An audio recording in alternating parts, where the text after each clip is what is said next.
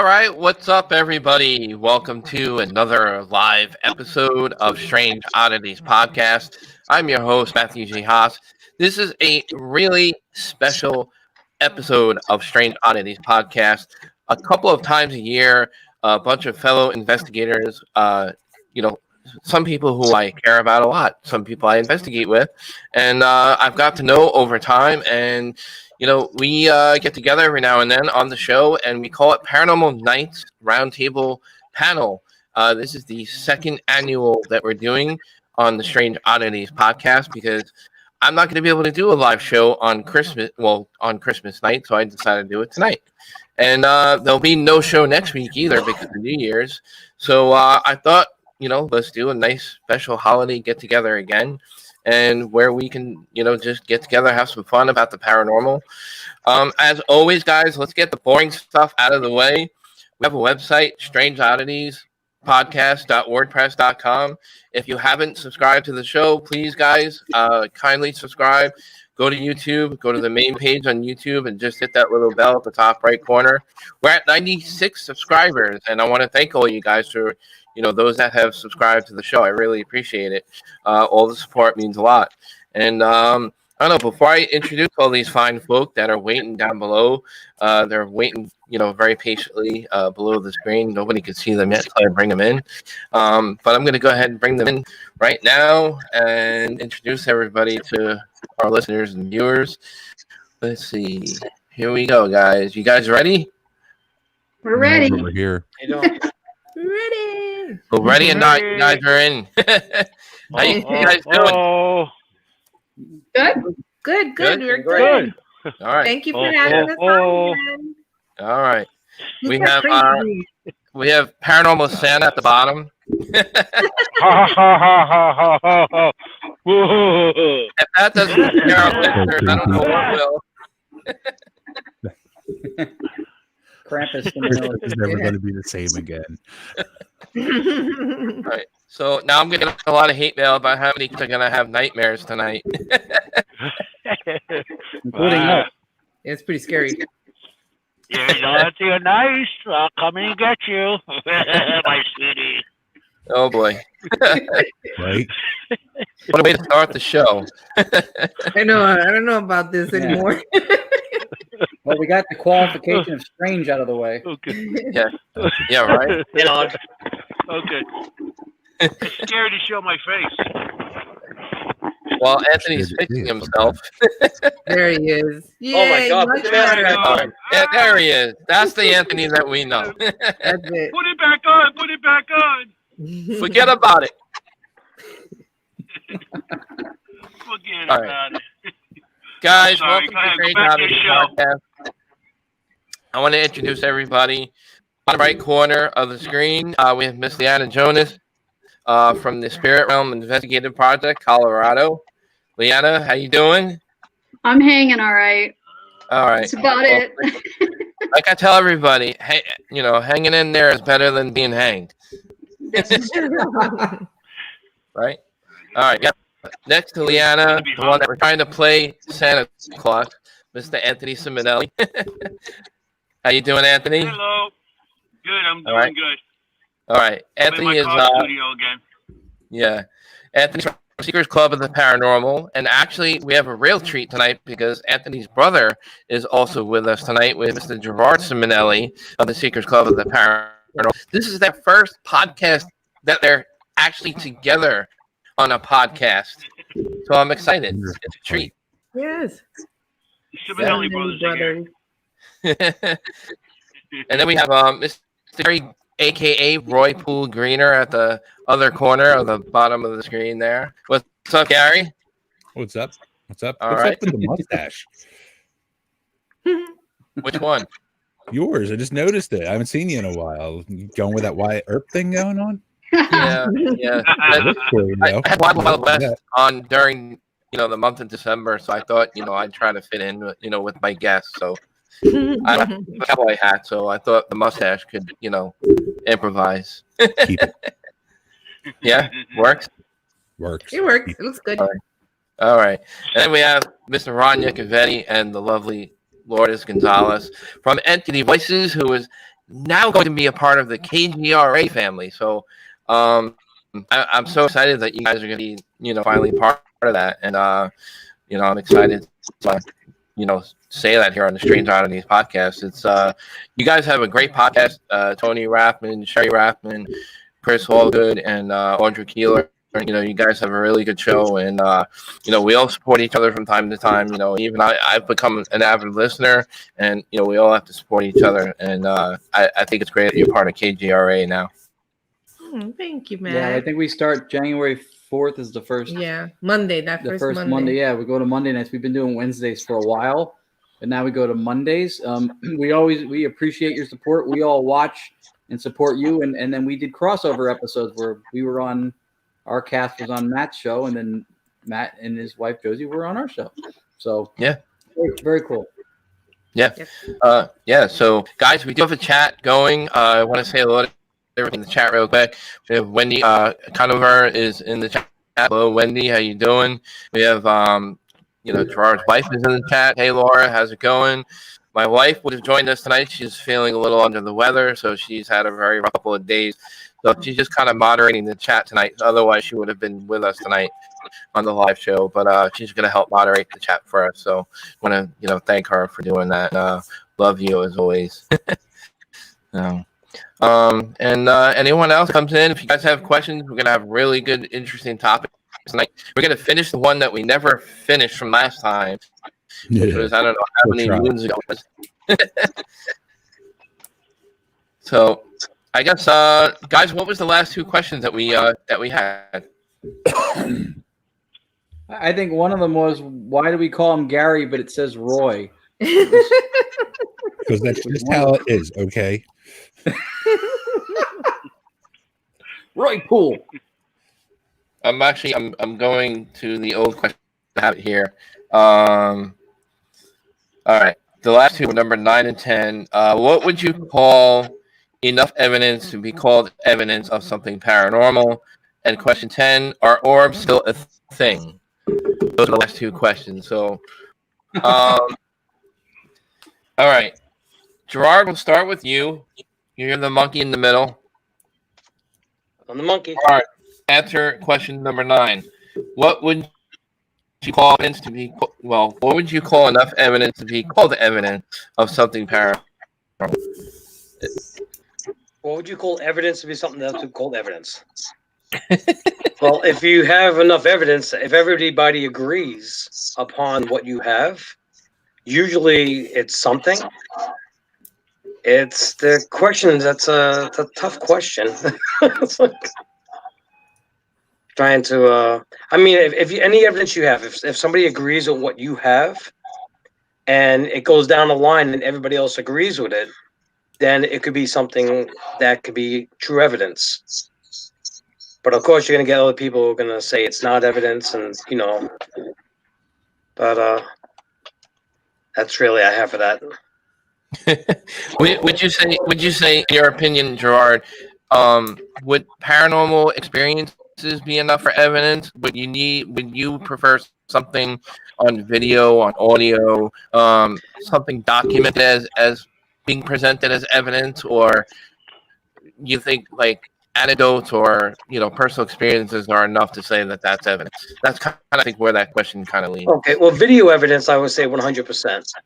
Audio, I love audio evidence, but some of this other technology stuff, I'm not 100% with. I would definitely go with video for sure. Video, 100% video, and then definitely audio. The EVPs, if you can get a good EVP. And then, of course, personal experiences. That's that's your person that kind of happens to you, which I am for that. But I would definitely say video. I would go video for sure. Okay. Good. All right, Ron and Laura, do you want to go next? I know. Sure. I think with to say that it's good enough for evidence, you got to make sure that there's nothing in the environment that could have created that evidence, video or audio wise. And if everyone agrees on the type of evidence, because you have the class A, B, C, or whatever. But I think if you cannot recreate it by the environment or anything like that, then most likely you have a good piece of evidence there. and it does go for video and audio. So, and personal experiences, I think that's evidence for you, right? Because you can't really get personal experience if you didn't capture it. In a court of law, like, don't affidavits or eyewitnesses kind of count as like evidence per se, or so would that, you know what I mean? Like, can we not overlook personal experiences because of like that kind of thing, or? Well, I wouldn't overlook it, but if you're Right. going to present evidence and call it evidence, I don't know how you can say that it is. It's a personal evidence for you because you know what you saw. You know what you saw or experienced. But in a general sense, to present it as evidence, you're going to have the ones, oh, really, or that you're crazy or whatever. And really, technically, it's not evidence. It's just a personal experience that happened to you. And for you, it's evidence for you. If you were a non-believer, that was something that made you believe. So that's my opinion on that. If the question is what's enough evidence for something to be considered paranormal evidence, that's different. What's enough evidence? Anything you capture and record and present is evidence. In a court setting, like you mentioned, you have, if you're going for absolute proof beyond a shadow of a doubt, that's one thing. If you're going for a preponderance of evidence, which means that it suggests in a majority way that it's most likely paranormal effect, then that's something else. What's enough evidence to achieve absolution as far as it being paranormal effect? Honestly, that would vary based on the audience or who's judging or interpreting said evidence. Like Gerard said, you get a bunch of people in agreement on it. That's a stronger case for it. But there are people who they have biases and they won't ever be swayed to believe any of this stuff is legit. So for those people, what's enough evidence to be paranormal evidence is going to be a far different criteria than it would be for, say, maybe one of us. For one, and the public as a whole, I always say, trying to get everybody on the planet to say paranormal stuff is real at any point, it's like trying to get everybody on the planet to root for the same football team or baseball team. It's really hard to get everybody under one umbrella. I think it was in the 70s or 80s, 70% of Americans believed in an afterlife. 70%. And ironically, 70% of the people who believe that did not believe it was possible to communicate with the afterlife. So it really depends on who's judging. Some people think if something can be falsified, if trickery can be done, you can fabricate, then it's not legitimate. But that's happened in scientific papers. It's happened in medical research. Stuff has been fabricated before. In fact, being able to falsify something is part of what makes the methodology used to assess it scientific. If you're able to create it and falsify it or legitimately do it, that's part of what makes it scientific in nature. Well said. Can always count on Ron for a nice, long, lengthy explanation. I'm chatty. Yeah. No, well said, though. Well said. Carrie, you're next. I really do believe that evidence is subjective to everybody, the people capturing it to the people reviewing it. Just like everybody said so far, it's like it really is going to be subjective to the person viewing it. For some people, but I mean, really what you're asking is what would I consider to be evidence is, like how Lourdes said, is something that I can't recreate with the environment. Something that I just can't push away. But at the same time, could it be audio evidence, video evidence, photo evidence, even data evidence? From like K2 meters and things of that nature. Everybody out there has their own little niche. I mean, Ron definitely is audio. He wants to lean towards that more than others. Gerard is going with video. Why is he muted? And I personally don't box myself into one thing. I keep an open mind for everything. It's like I try with everything. I know some people that just do straight out data type evidence. They'll sit there and question the hell out of a photo or a video. They'll explain it away better than anybody I've ever heard. But then, they'll have a meter that spikes up and they're like, look, there it is. I found that. But I don't know. It just really is subjective. For me, like I agree with Lord and even with Gerard. It's like if I can't recreate it through the environment, but then at the same time, if there is something in there that's even slightly bit questionable, I'm hesitant to sit there and say, "Hey, look, I have a piece of evidence." You know, but other than that, pass. Anthony, you're next. When it comes to evidence, when we do it, like Gerard, we like videos. We do a lot of video on when we do it, because on the video shows the area, and also you get the audio, so you could rule out sometimes on the if anybody comes in or anything, you can see what's in that area, who's in that area. We like the video, but when it comes to getting good evidence, I mean, I know what I get. If I can't debunk something, if I can't recreate it or understand it, I will bring to somebody else and try. And we go through the line and we show the evidence between us and everything, and see if one of us could debunk it. Well, we ask a bunch of questions. But a lot of times, when it comes to evidence, good evidence, I mean, if it's if everybody agrees on it, it's good. But like Ron said, you're not going to get everybody agreeing on it.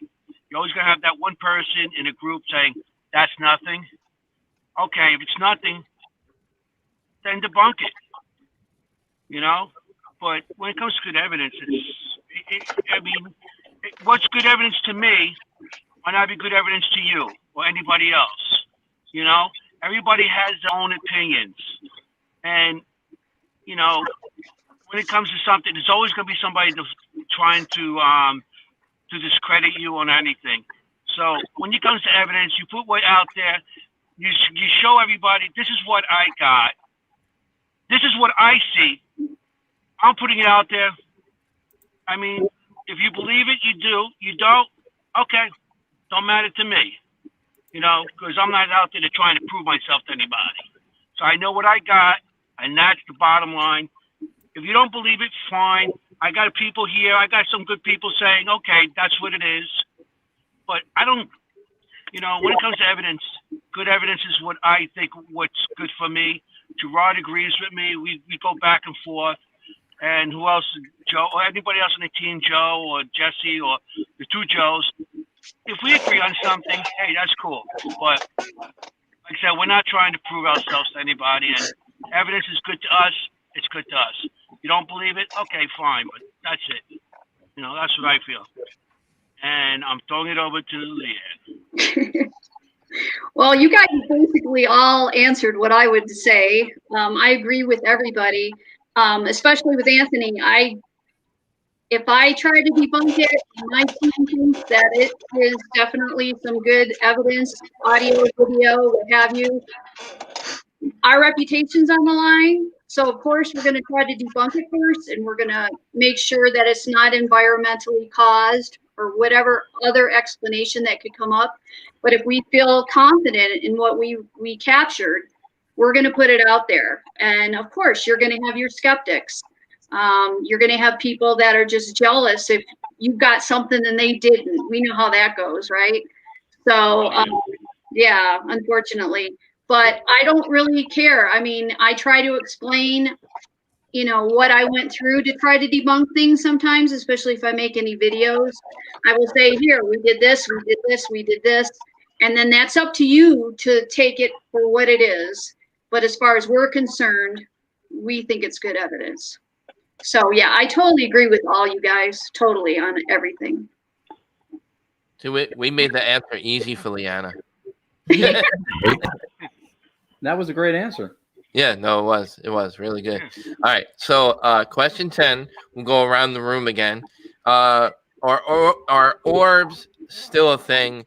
You believe an orb is something paranormal, obviously, with all the things that are out there like lens flare, you got sun flare, you got dust, bugs. pollen, anything superimposed on a lens can make look like something paranormal.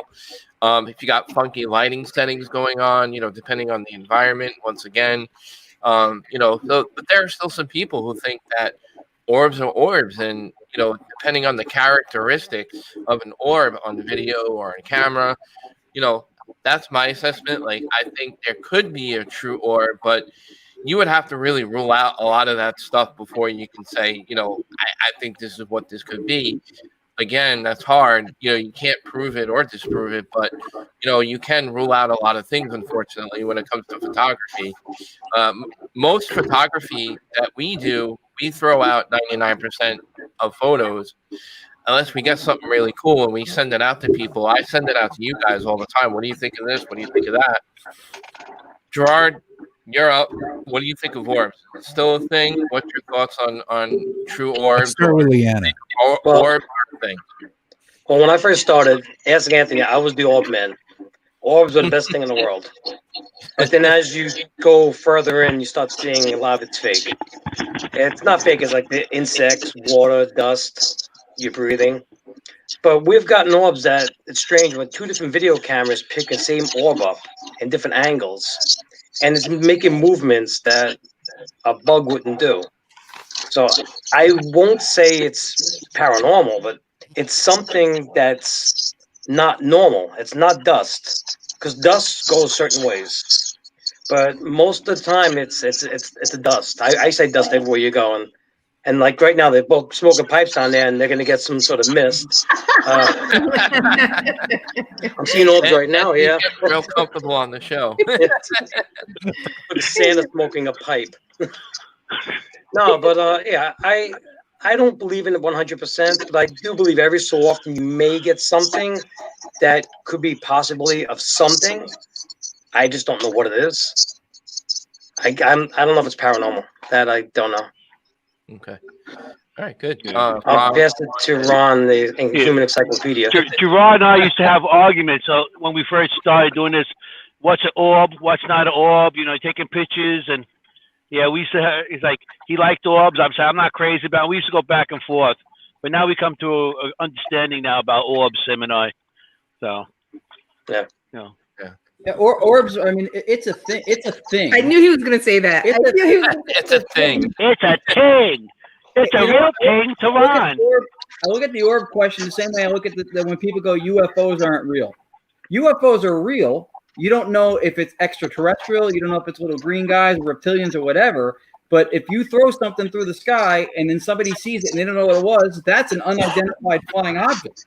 So if things are in the sky that are identifiable, there it is. What's inside and where it comes from, all that stuff, those are the unanswered questions. So orbs are captured. But the question is whether or not these are a paranormal effect or not. And I think, Matt, what you said is the big key to that, is that there's so many possibilities. There's so many things to rule out. And I think when how Lourdes explained before with the other stuff with evidence, how we vet our locations to try to secure the credibility of anything we may capture. I think orbs are the least possible and the least considered when securing a location. Like, you don't show up at a location and bring a duster and a Swiffer and start going just to make sure you don't get any orbs. So if you get them, you have to really look at all those possibilities: insects, dust. One thing that some people do is they try to corroborate evidence. If you have an orb that seems to bounce off, go into a wall, and there's a knocking sound at the same time, that's coincidental. That could be corroboration of something. Then you get temperature drop or something at the same time. You've got three different factors that are going to that's more compelling. But I think it's an undereducated and an undersecured topic or area of study when we're doing stuff, because there's so many variables. I think people, they dismiss it. But in the beginning, in the beginning, you're looking for anything to be paranormal, and it's a low-hanging fruit. Look, there's a little circle. Yeah, no. And it's just There's an army of UFO. There's an army of them. You take a picture in a field on the dust, and it's like, oh, there's an army.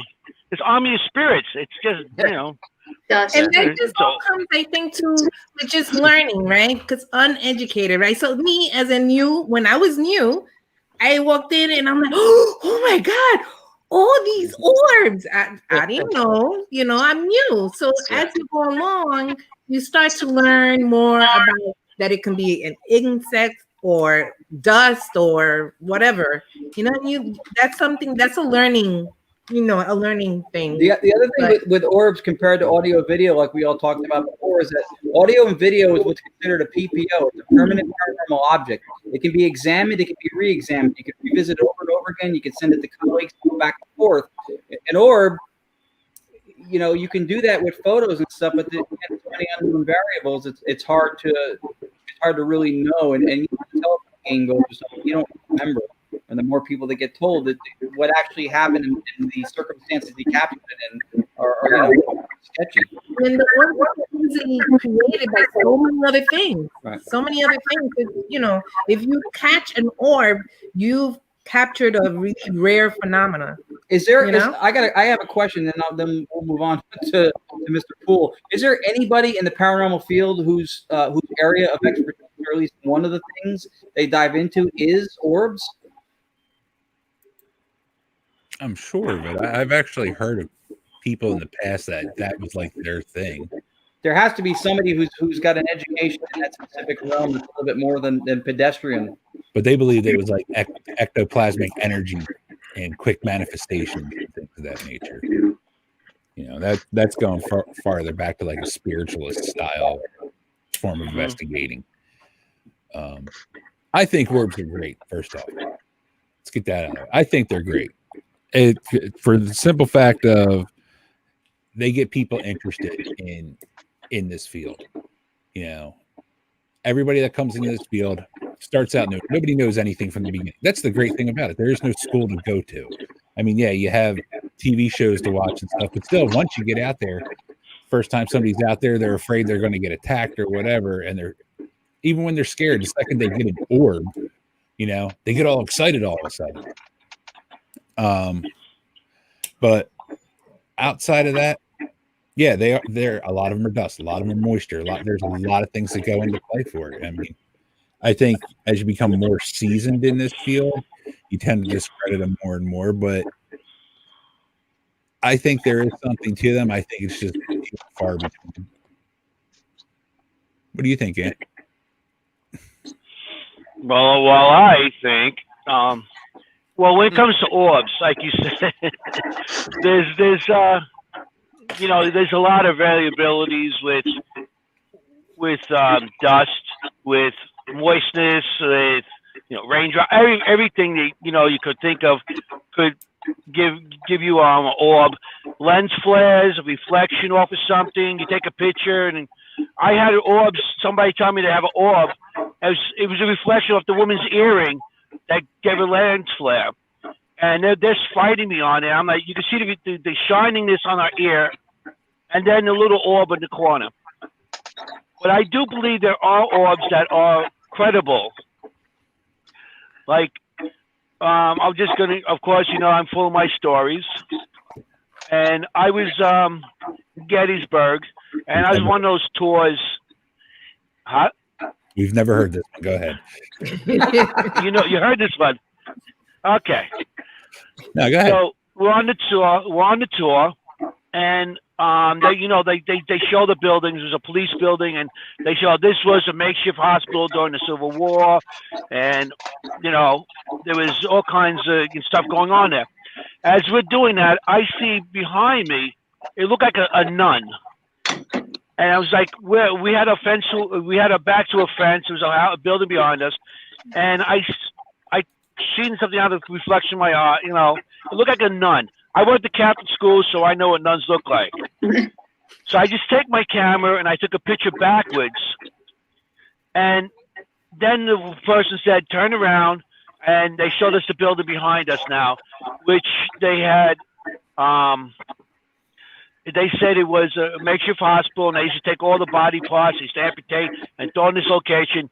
And nuns used to pick up these body parts and put them on carts. So when I got back, I checked my my camera, and where I seen that nun, there was a round orb sitting there. And to me, might not everybody else has their thing on that. To me, that was an incredible orb because I thought I seen something there, a woman there. So I felt like maybe it was the energy of that woman that was there. But I'm not crazy about orbs because I came across too many people out there that think everything's an orb. The extra, we were with people that take a picture and there's orbs. I look, army of orbs. Oh, it must be an army of ghosts and stuff. Go to Gettysburg, they always think it's something like that. You take a picture of a field, it could be grain, it could be anything that's flying through the air. Yeah. And they're saying it's an orb. So, I just got that message, Matt. So that's what stopped me for a minute. And I wasn't trying to interrupt you, Anthony. You can continue. Yeah. The takeaway is myself. The takeaway is an Italian guy from Queens talking about bodies that are buried in another state. Yeah, right. Yeah. Whoa, wait. That's what you take away. They were whacked. What do you want me to say? They whacked in PA. They whack them all over the place these days. Yeah. You know?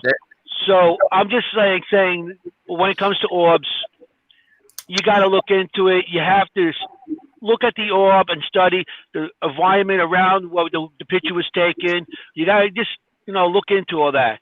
Because, people say there's no, when you do it with an night vision, the night vision light reflects off the dust and everything. So orbs, you just have to look into it and look carefully into when you get something with an orb. Right. And the other thing, I just want to add one more quick thing to that is a lot of people tend to forget that air moves in different directions, and with all the particles that we don't normally see with the naked eye, that are so small and minute that can show up on a lens and make it look like something paranormal. So, and the motion of air goes in many different directions. So, it's really hard to kind of decipher what's a real orb versus what isn't. So, Leanna, you haven't put in your input as far as orbs. What are your thoughts on orbs? I think orbs are a very gray area. Nothing's worse than, I'm sure all of you have been through this, where people send you, on a private message, here, I think this is my grandma, or I think this is my grandpa. What do you think? And I'm like, I wasn't there. I can't tell you the conditions, and I am not going to put my reputation on the line and say that it's paranormal. I think there are so many people out there that just want to believe, and they want to, I caught something, and they want that validation. Especially the ones that go to the cemeteries. You're in dirt. And you're stirring up the dirt, and they're like, they're just like Anthony said, there's thousands of spirits. No, that's dust. And when I do my events and my seminars, I try to explain that to people. I know it's a real downer for a lot of them because they want to believe, and that's the easiest way that they think they can capture something. But I'll have to tell you guys, I actually did catch something that nobody can debunk. I've tried and I tried. I did an investigation at a friend's house.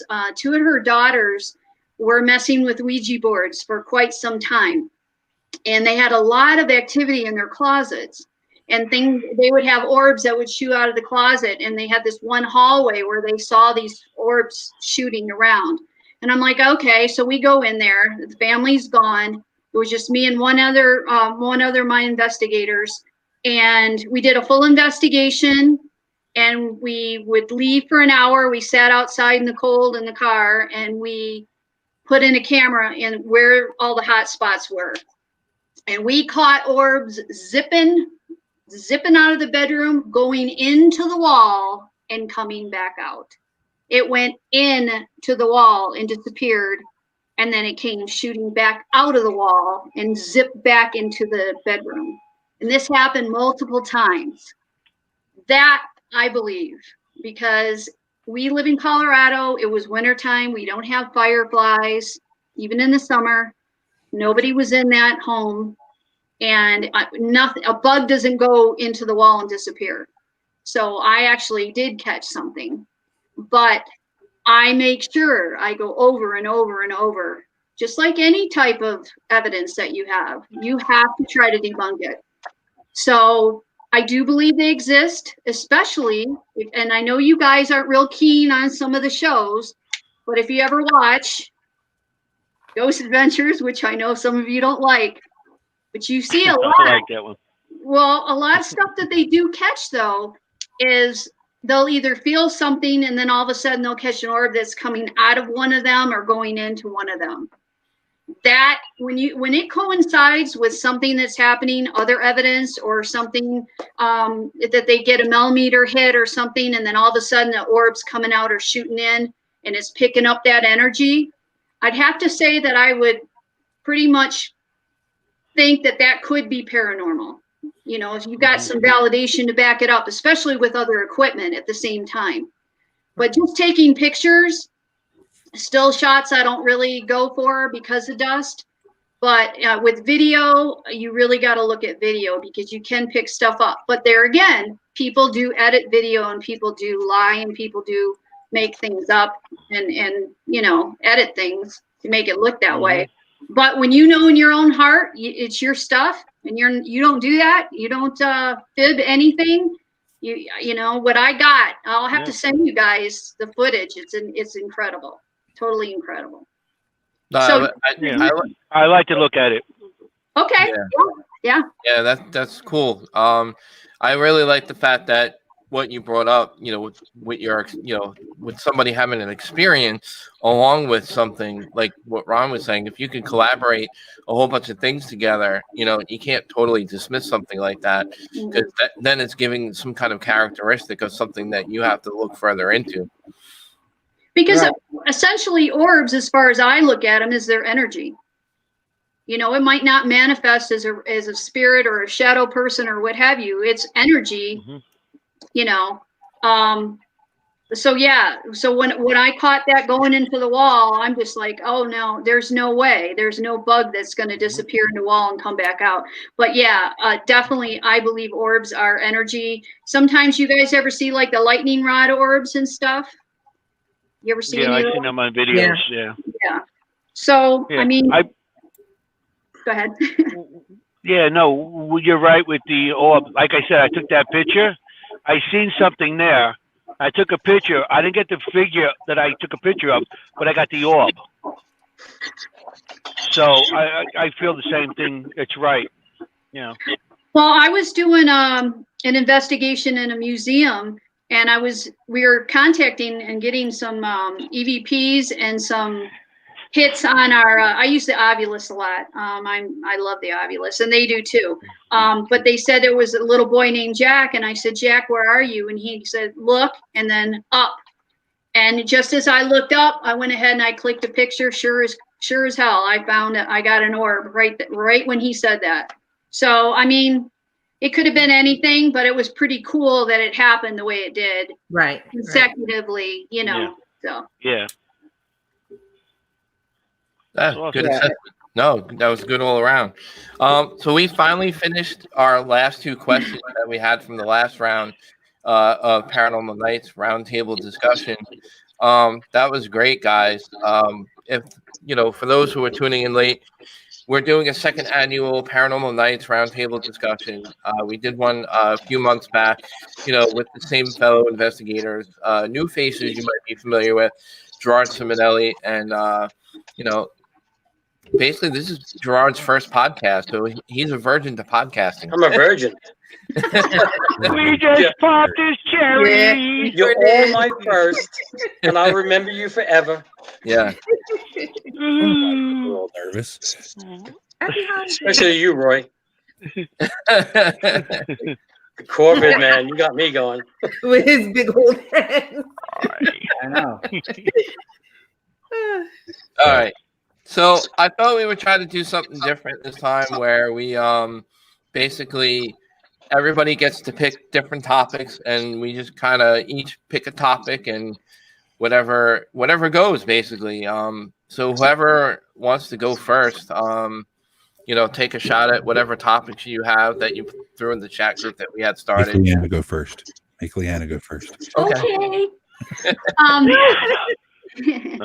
No pressure, Leanna. No pressure. No whispering either. All right. Was that an easy So, a big thing for me is wanting to know how many other teams or investigators practice protection. A lot of teams out there, especially like the young kids, they have no clue that there's a good and bad to the paranormal. I believe in the good and evil. And myself, I practice metaphysical beliefs and prayers. So when we go in, we don't even get to the location. We start right at my house where we meet, and we use protection oils, dragon's blood oil for negativity, different types. We put it on both sides of our neck and the back and the third eye. That's And, not good for the dragon. and then we do a prayer and ask for protection from Archangel Michael and white light around us. And, basically protect us from any attachments, because it can happen.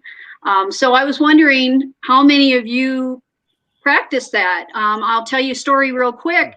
I know Aaron Goodwin, and I used to go to a lot of the Dave Schrader events, and I got Aaron this really nice black tourmaline, because I wear black tourmaline. It's a great stone for protection against negativity. And he said, just keep it. He said, I don't want to blow the mojo. He says, we don't believe in that. But if you guys watch lately with Jay on the team, Jay's into protection. He's into all that. And I think these guys are finally realizing we need to start doing this, because I'll guarantee you, any of those guys die, they're not going anywhere. Those nasty spirits will keep them here, because they pissed off so many of them. So I truly believe that there are a lot of teams out there that they think it's all BS. So I was just wondering what you guys thought. You're talking to a group of all of us here. We all go bareback.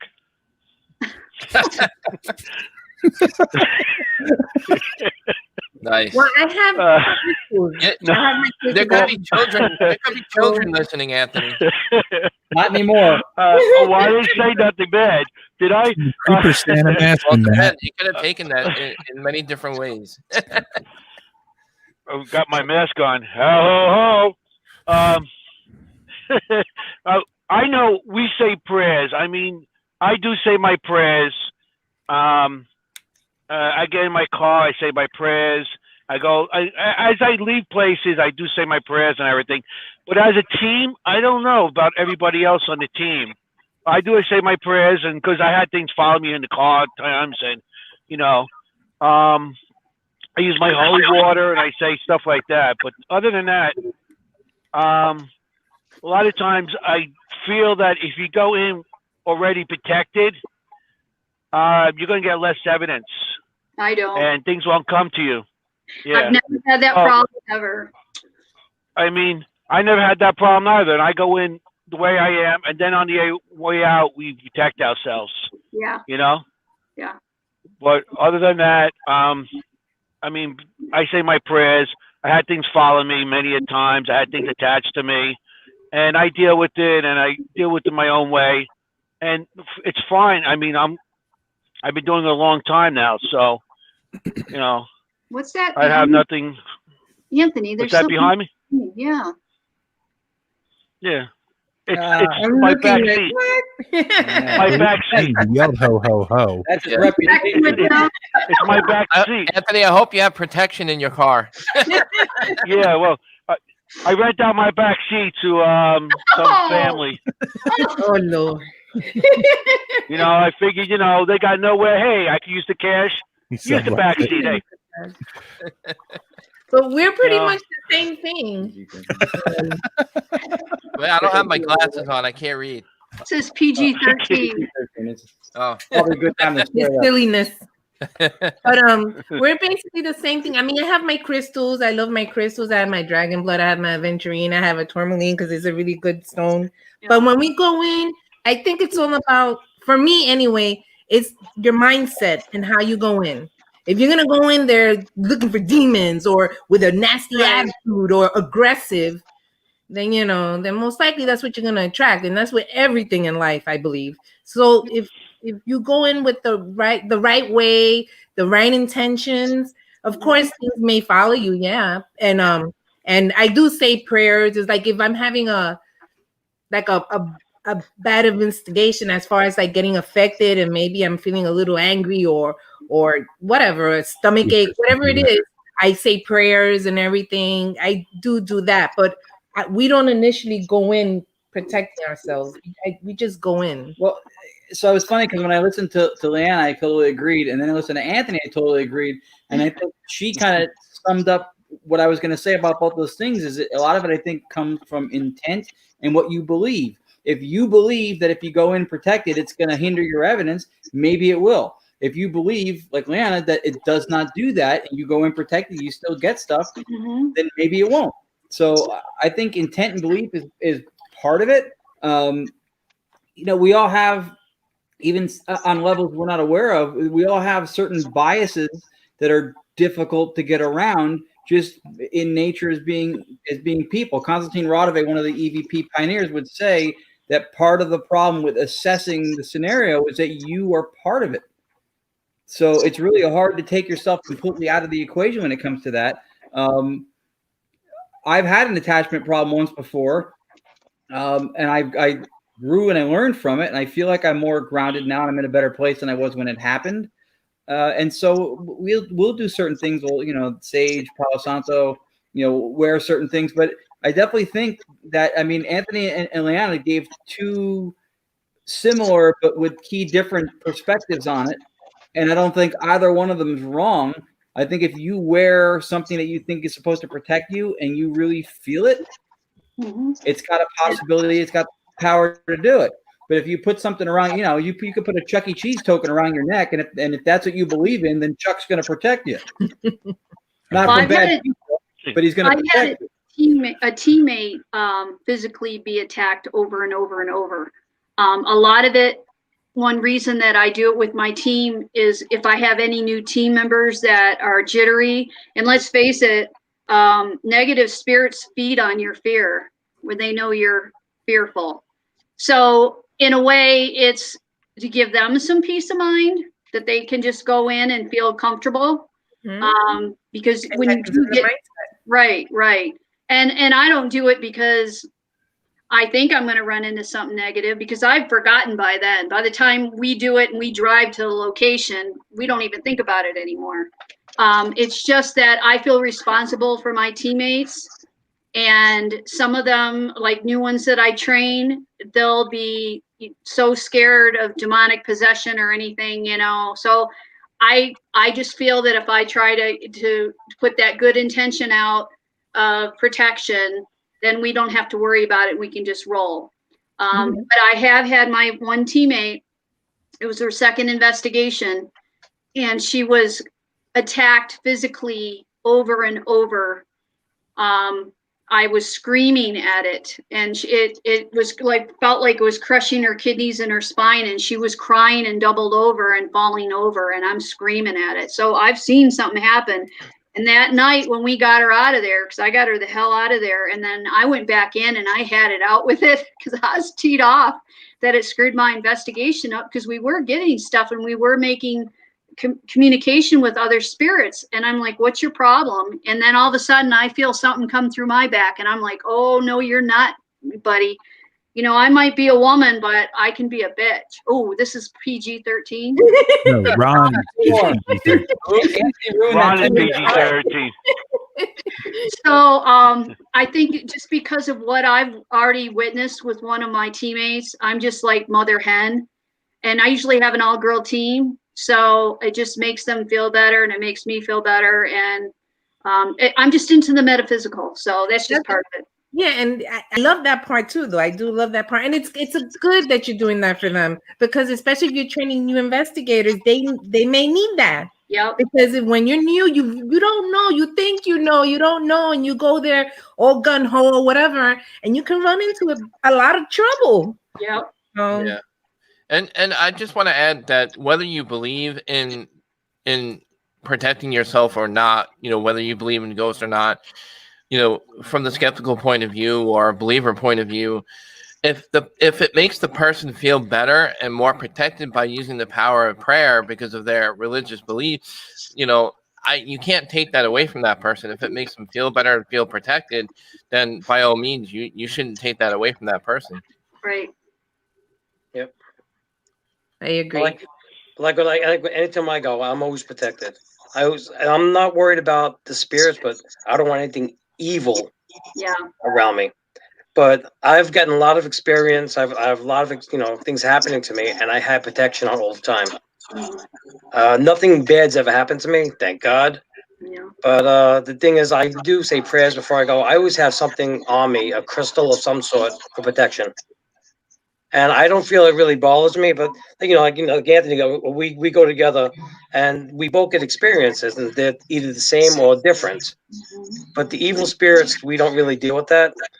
The only time we had a problem was in West Virginia State Penitentiary, and it got to the point where I stuck out to the point where I was starting to get a little aggressive with the spirits in there because we paid to go and I didn't get no evidence, and I got killed Gerard like several times. And I had all the protection on me in the world, but they wanted to kill me. Kill Gerard. Because they get here on the obelisk and everything. Kill Gerard. Kill Gerard. And my name Gerard doesn't come up on the obelisk. Who doesn't want to kill Gerard? The best part about the West Virginia with Gerard, they saying kill Gerard, but Gerard tried to kill himself. He kept on walking into walls with the night vision camera, smashing his head and everything. Falling downstairs. Hey, look what I got. Boom. Oh, shit. He got hit there. He's killing himself. But the thing is, I always wear protection every time I go. Well, and it's only to just protect myself from evil. But the good spirits, it shouldn't stop them from coming in. Yeah. Oh, right. Right. But Anthony, look at the time we were in Gettysburg and we were investigating that old Masonic building next to that hotel, and we all felt like we were going to be ambushed. And we were like, "Oh shit, what's gonna happen next?" Yeah, they felt like something that was surrounding us, and that was wild. Because then we went the next day and we found out. We went to a breakfast somewhere and we were talking about that, and they said that's where the Confederates all they after they were losing a battle, they all ran to that point to leave, and they attacked some people, they surrounded them and they killed them. Where we were. So it felt like, what happened to us was happened in the past, and I guess it was like anybody in that area would have felt that. That was wild. How somebody, it could have been a residual thing, but yeah. But, you, me, and Josie. Yeah. But Gary, what's your thoughts on protection? I'm the scariest thing in the room. He said that. No, I mean, I was about to say that. The object kind of whether it be a cross or crystals, whether you pray to God, whatever you want to call it, whatever you do, I think it's just a symbolic action, gesture, and item in order to strengthen your faith. A cross is two sticks put together. It's the faith that you have in it that actually makes it something. It's that. Yeah, you can go like this. Look, I have a cross, right? But now I could go peace. You could do something else, but we're PG-13.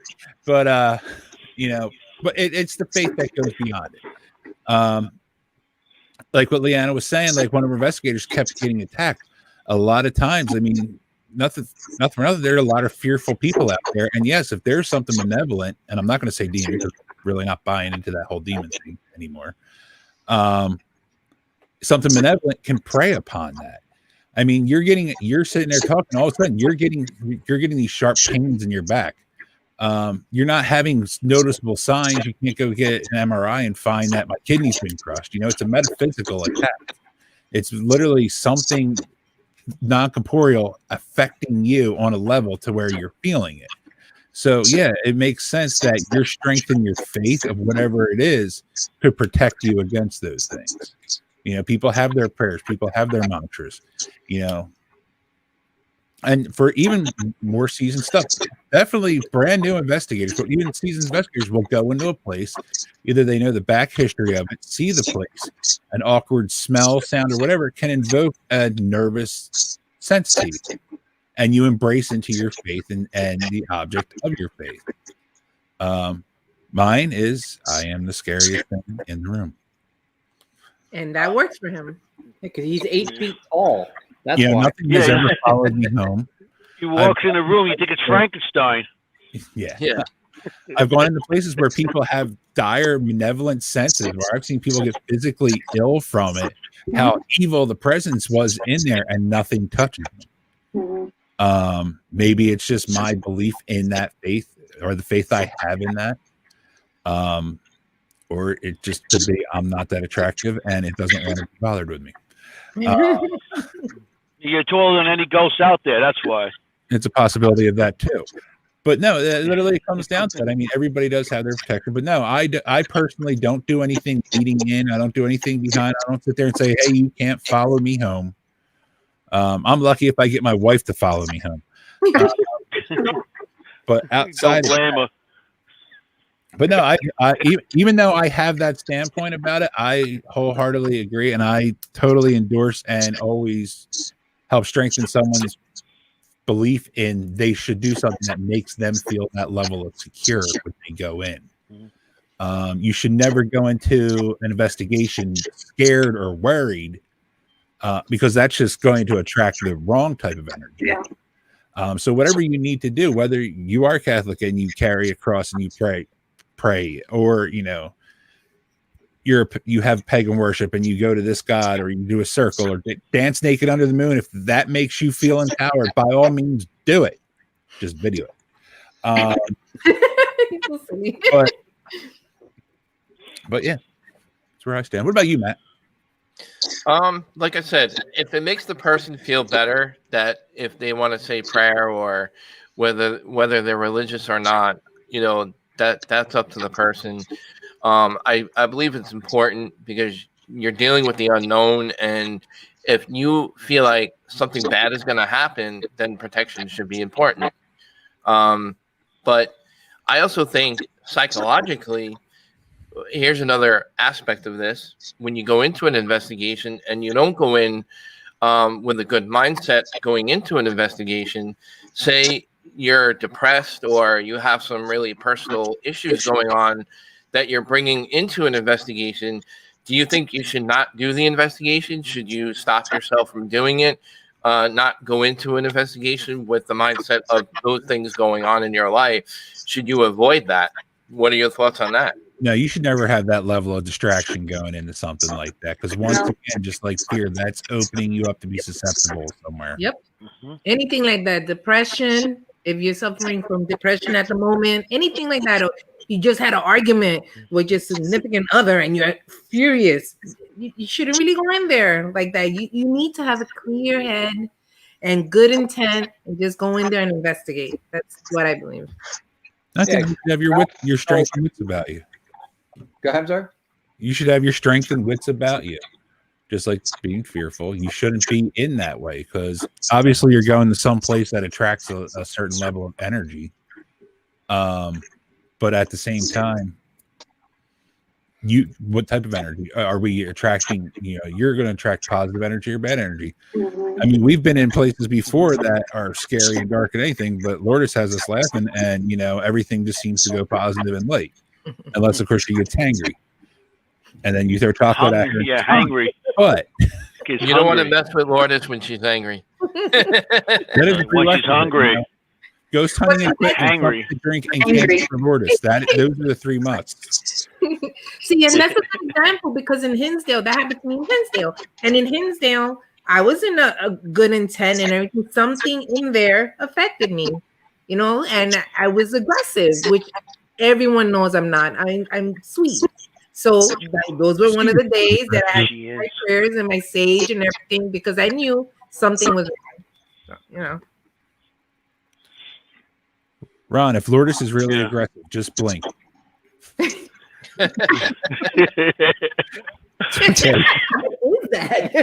just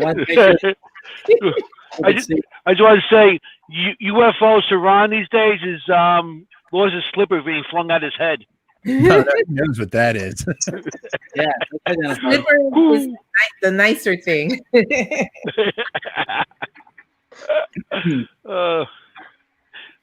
Yeah. Yeah. If you go into investigation, every investigation you go in with some worry, and you just gotta, if you're scared to go somewhere or something, don't show it. I think the spirits they thrive on your fears, and they see you scared, and they'll come after you more. Go in there like it's nothing. You might be crapping yourself, but just go in and just don't show any kind of emotion that you're scared, and do what you got to do. So that's I feel that the spirit, if they know you're scared, any kind like that. So Yeah. Yeah. Or if you feel you're really messed up emotionally or physically, then you shouldn't do the investigation at all. That's right. So, Yeah. you'll be vulnerable. Exactly. Yeah. Yeah, So- but that's not going to stop half of us. You know that. Well, yeah. Yeah, exactly. So, no, that was a good topic. Protection is a big thing. A lot of people use it before and after. Do you guys say prayers before and after? I know, like, a lot of times for us as a team or when we go up as a group of friends, when we rent out a place to investigate, going some place that has dark history and stuff, you get caught up in the moment, and sometimes you forget, those prayers or the prayers before and after. And I know that's happened to me. I get caught up in the moment a lot because I'm like pulled in different direction. But I think it's important to kind of stop yourself and focus and make sure that you're going to be okay before you do that. Mhm. Yeah. I agree. That's so true. Yep. So, we've been in, like Gary said, we've been in a lot of dark, scary places, and you don't want to feel vulnerable. Well, I think with prisons, you're going to have the negative energy there no matter what. Mental Right. institutions, you're dealing with people that haven't crossed. They're the same people they were in life as in death. So you're dealing with criminals, you're dealing with mentally ill people. So if you are not in the correct mindset and you're scared, you're going to put that out there and it's going to come back. Just like putting something out to the universe, it's going to come back tenfold. That's right. So, it depends on locations too. And I'm not saying that every location has a negative entity in it or doesn't. But when you got to look at the place where the people lived in, so a prison and a mental institution or something along those lines, you're walking into something, whether you want to believe it or not, you've got to think about that. Yeah. Yeah. Yeah. And you also Oh, don't want to be so hyper focused on something that psychosomatically you start believing that something that's happening to you is a dark entity, or you can manifest your own results in that aspect by literally fooling yourself. If you're harping on that, this place has a dark history.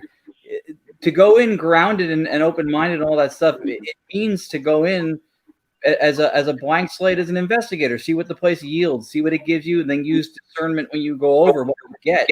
Don't go into a dark place expecting now everything you're going to get is going to be dark or it's going to be demonic or whatever. It's again, like I said, it's difficult to operate outside of our own biases. On some levels, they're core where these biases root from, and it's almost impossible to not have some influence from them. So the level of discernment is huge. If you have a perspective and you take it with you and you're not aware of it, it can skew the way you interpret what you're looking at. Yeah. Well, and it's kind of hard to go into a location that you're investigating. You're going there to investigate the paranormal. That's the whole initial reason that you're going there. Right. Unless you have other reasons behind other than paranormal, but one of those reasons you're going there in the first place. So already that mindset is embedded into your way of thinking before going into a location to investigate. Well, I think too, it depends on the investigator. You've got people out there that think everything's paranormal.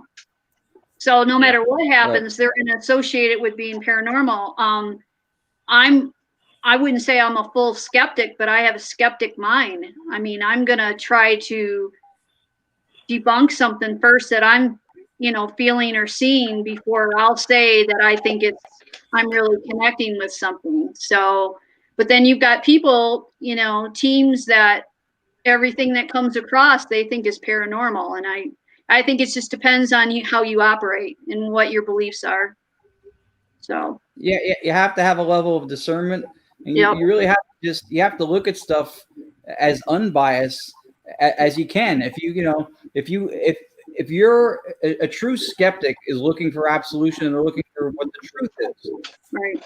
If you believe everything's paranormal, that's not skeptical enough. If you believe everything is not paranormal, you're not a skeptic. You're a believer. You're a believer in a different paradigm. Right.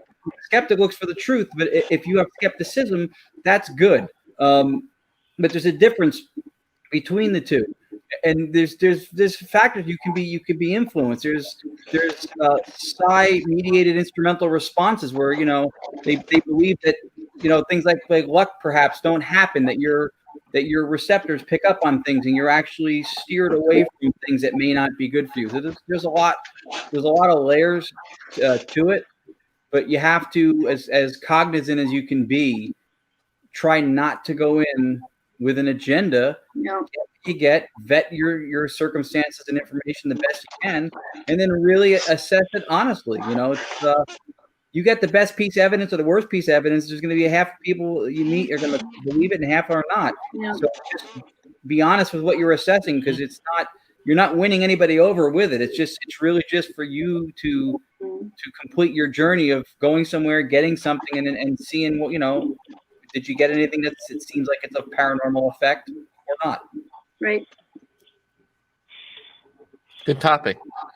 Yeah. Anthony has some good questions. Remember, he posted it on the thread. The questions. Remember them? Anthony. No, I don't remember him. Ron. Lord, if you want to ask him, Lord, ask. What's it like being with somebody that forgets absolutely nothing and has documented records? I know. I forget a lot. I forget a lot of stuff, but I can check. No, I got a quick question. Okay. All right, we talked about with mental institutions, prisons, things of that nature. What about the opposite side of it? I mean, that's the one thing everybody always talks about. The sexy aspect of it. That's one of the attractions for new ghost hunters is that dark, scary stuff that they do see on the crap shows. Yeah. And I say crap shows as opposed to some of the good shows. Some of the good shows will take a more straight line, more even keel, where others try to go for that full-blown spectacle of things. What about the private investigations? I mean, I've been in houses that, it was a very lovely house, well-maintained, well-kept, in a good street and everything else, with such a dark presence inside it. Not malevolent towards the family at all, but as soon as we go in and start doing stuff, it really didn't want us there. You're getting responses on spirit boxes such as like death, kill yourself. I mean, I think that's one of the nicest houses I've ever been into. I think we got a response, anal rape. So as horrible as that. What kind of house is that? Ron, pull up your PG-13. Go ahead. Yeah. Yeah, we're now rated what R. Kind of house was that? A bordello? No, I mean that's so it's like those are out there at the same time. But on the flip side, I have been to asylums and I have been to old prisons where they did executions, and you got some of the kindest, for lack of a better term, responses. Mm-hmm. So explain that. What are your thoughts on that, Gerard? What's your thoughts on that? Okay, come back in 1 second. I kind of lost you for a second now. You all right, Gerard? Yeah, there's something with the battery. Yeah. All right. Uh-oh. There was a ghost behind him. The Come back to that question again, draining the batteries. What are your experiences and views on that? Like a lot of times the location, people go in with a preconceived notion from its location, from its appearance, even historical stories, what are your views about it? Have you ever had those experiences? Do you think they're true? I don't believe every place you go in is haunted. Everybody looks at an old house and thinks it's haunted automatically. Mm-hmm. You can go to houses that just got built, and it can have more activity than anything else. It depends on the land that it's on. Right. But the funny thing is, the question I was going to ask a little while ago is, if you will go to a place, would you rather go to a place knowing the history or not knowing about the history? I mean, I prefer to go to a place if we don't know the history of the place. Mm-hmm. And then you find something, you find it on your own. But if you go to a place that's already known, a lot of times you're going to get evidence, and then you're getting somebody else's evidence, and you want to get your own evidence. And then is it the right evidence or the wrong evidence? That's the big thing. I prefer basically just not to know and to go to places and get something new. I like to do deep research on locations after I've done the investigation. After the investigation, yeah, but not before. I'd rather. I prefer to go in there cold and see. For that reason, it's the same thing with looking at. I don't know about that. I like to know something. If I'm going to a location, I like to know a little bit, maybe not the ghosts, but like the history of the location, of, the era that the location's from. Then, so when you do your EVPs, you could be right in the money. Say, like, I'm using an example as Gettysburg. Going to Gettysburg, you ask what color uniform you're wearing, what's on the buttons, because each button had a different letter or a number on it for different units of the whatever part of the country they're from, or whatever state they were from. I like to know a little bit about the era, to learn about, say, the house from the 1700s. You learn a little bit about what they wore, what was like popular back then and stuff like that. So you can ask the right question, maybe get a right answer in the VPs. So I like to know a little bit about a location before I go. Some of that stuff I'm not going in. I'm not going in as a psychic to say, to prove that something I got is wrong. But I like to know if I'm going to ask the right questions and, from those eras. So I like to know a little bit about, I'm not talking about like the ghost-wise, but the era and the history of the location, But I feel there's no wrong questions when you do an investigation. There's no wrong questions. You can get evidence from something else other than what was there.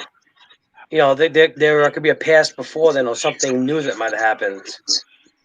And I think we've done it both ways. I think we've gone to locations when we know nothing about the location and it was good. And then we've gone other times when we did know, and it was good to know, because then we knew to ask certain questions, and if you got a certain answer, you're like, that's the correct answer. Yeah, you can build a case for an upside to either one.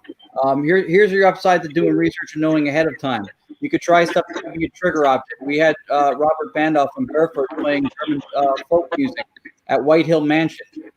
The area was completely devoid of any kind of activity until that happened. Then all of a sudden we were getting a lot of hits on different things lighting up and vocals. And so there was a case when knowing something about the place gives you a trigger effect, whether it's an object or something you introduce into the environment. The flip side of it is, and this becomes harder if you do a location more than once, which is an investigator, if you want to build a preponderance of evidence to prove paranormal effect, the more times you can visit and then have a body of work, the better. The flip side is when you get stuff and you don't know, and most times you don't know. So that one of the benefits is like Matt, Kingsland Manor, Nutley, New Jersey, Leon Kitt, the historians. If you have access to the historian or anybody who is a historian for a place, that's huge, because we knew stuff about Kingsland Manor. We'd been there before. We did a direct radio voice session in the basement, running just white noise, frequency, no radio, no vocals at all. And we got some really, really bold vocals that came through the white noise, one of which was the name Chamberlain. Meant nothing to us. Talked to Leon. Turns out that there were two Chamberlains who were associated with the families of the king, one of which lived in the house. And to touch upon what Gary said before about the asylum and nice responses and stuff like that, asylums, jails, stuff like you got to remember that there were a lot of people that were put in asylums, and they weren't crazy. Either their parents couldn't deal with them, whatever it was, but they weren't necessarily crazy. And same thing with jails. The same thing with jails. People were put in there and didn't commit the crime. So you can look at the depressed ones, the ones that are sweet and kind, and then the nasty ones. So Yeah. Like I say, when we went to West Virginia Penitentiary, we knew some history of it. But like when the ovilist was telling me cell 15, and Anthony's ovilist cell 15, and we get there in 15, find out I'm standing in front of cell 15, which murders were committed in that cell. But I didn't know that until that point. Well, there's a perfect example. Interesting. There. That's what I'm getting at. Like you knew stuff happened, but you didn't know that it happened. Right? What happened in that cell? Yeah, we found later on the next day. You had history, you had knowledge of where you're at, but now like you said, you have your own piece of evidence. You discovered something through your own stuff. Like even down outside of Gettysburg, there's some locations that you can't help but have a history of or know the history of. Right. I'd like to, but like say if you go to like an old farmhouse in Gettysburg. And it's part of the war, but that's about the extent of it. And then while you're there, you uncover evidence through EVP or whatever that the Union was there instead of the Confederacy. And then you find that out later through your research. Yeah, you could have a bias built into something right away. I mean, you go to an asylum. If the word asylum is in the name, prison is in the name. You're not expecting to get the spirits of the Care Bears coming through because it's setting an expectation based on what the facility was. You know nothing about certain things do give a predetermined. You're going to have a predetermined notion about it. There is no choice again. You can't go out to a battlefield in Gettysburg and be like, "Oh, I wonder if there was a happy picnic here." Just like some persons you can't. But I do see more often than not, a lot of people sit there and immediately say, "This was the most hard places in the world where these cursed this." It's like, well, maybe not. I mean, like, look at places like Waverly. Okay, look at the history of Waverly. How many people died there? What was the stuff that they did there? What is all this? By that account, by taking the certain tags of how many people died and what they did and this and how many found, it's like that should be the most evil place on the planet. But it's not. Right.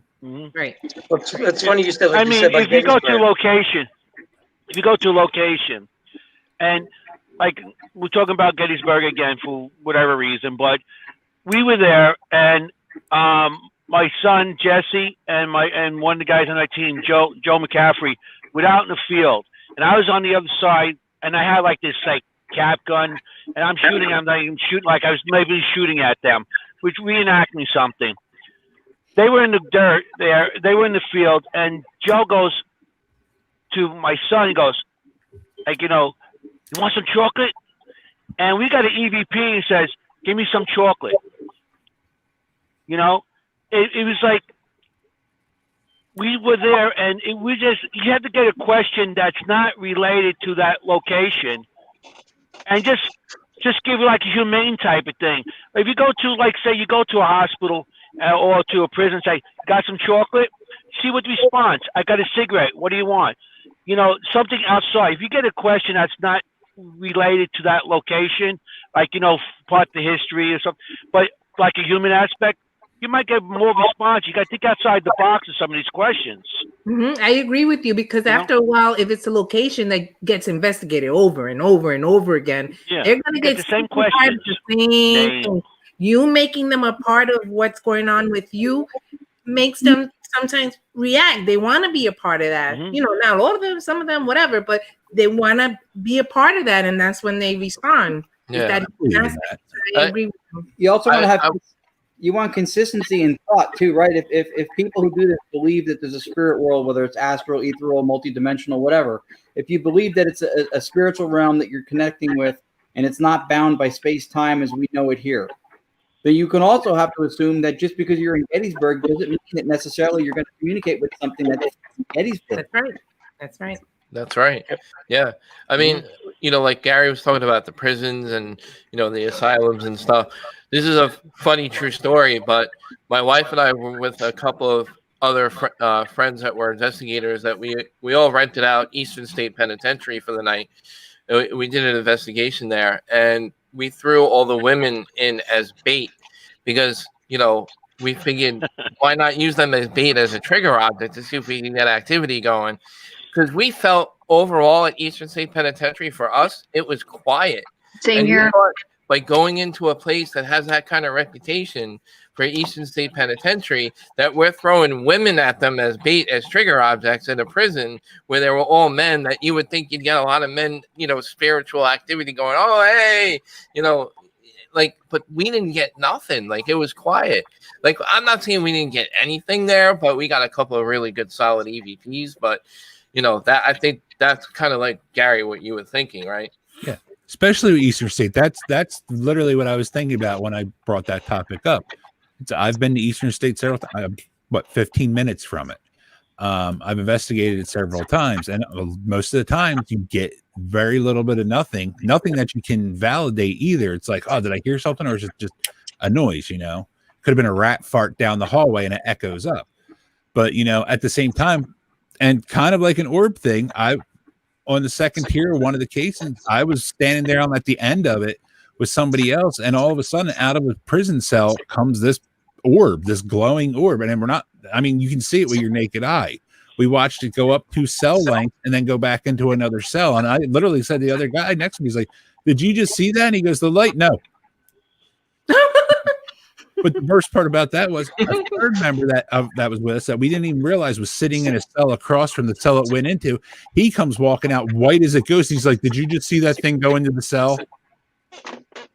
So it's like, yeah, but most of the 95% of the time I've been there, you get like nothing, and it's like, it's fun to be there, but it's still nothing. But then and I hear that a lot about that place. It's like, Yeah, you get a lot of nothing, but when you do get something, it like smacks you across the head. I have to tell you guys, you've got a totally different, because I'm out west here.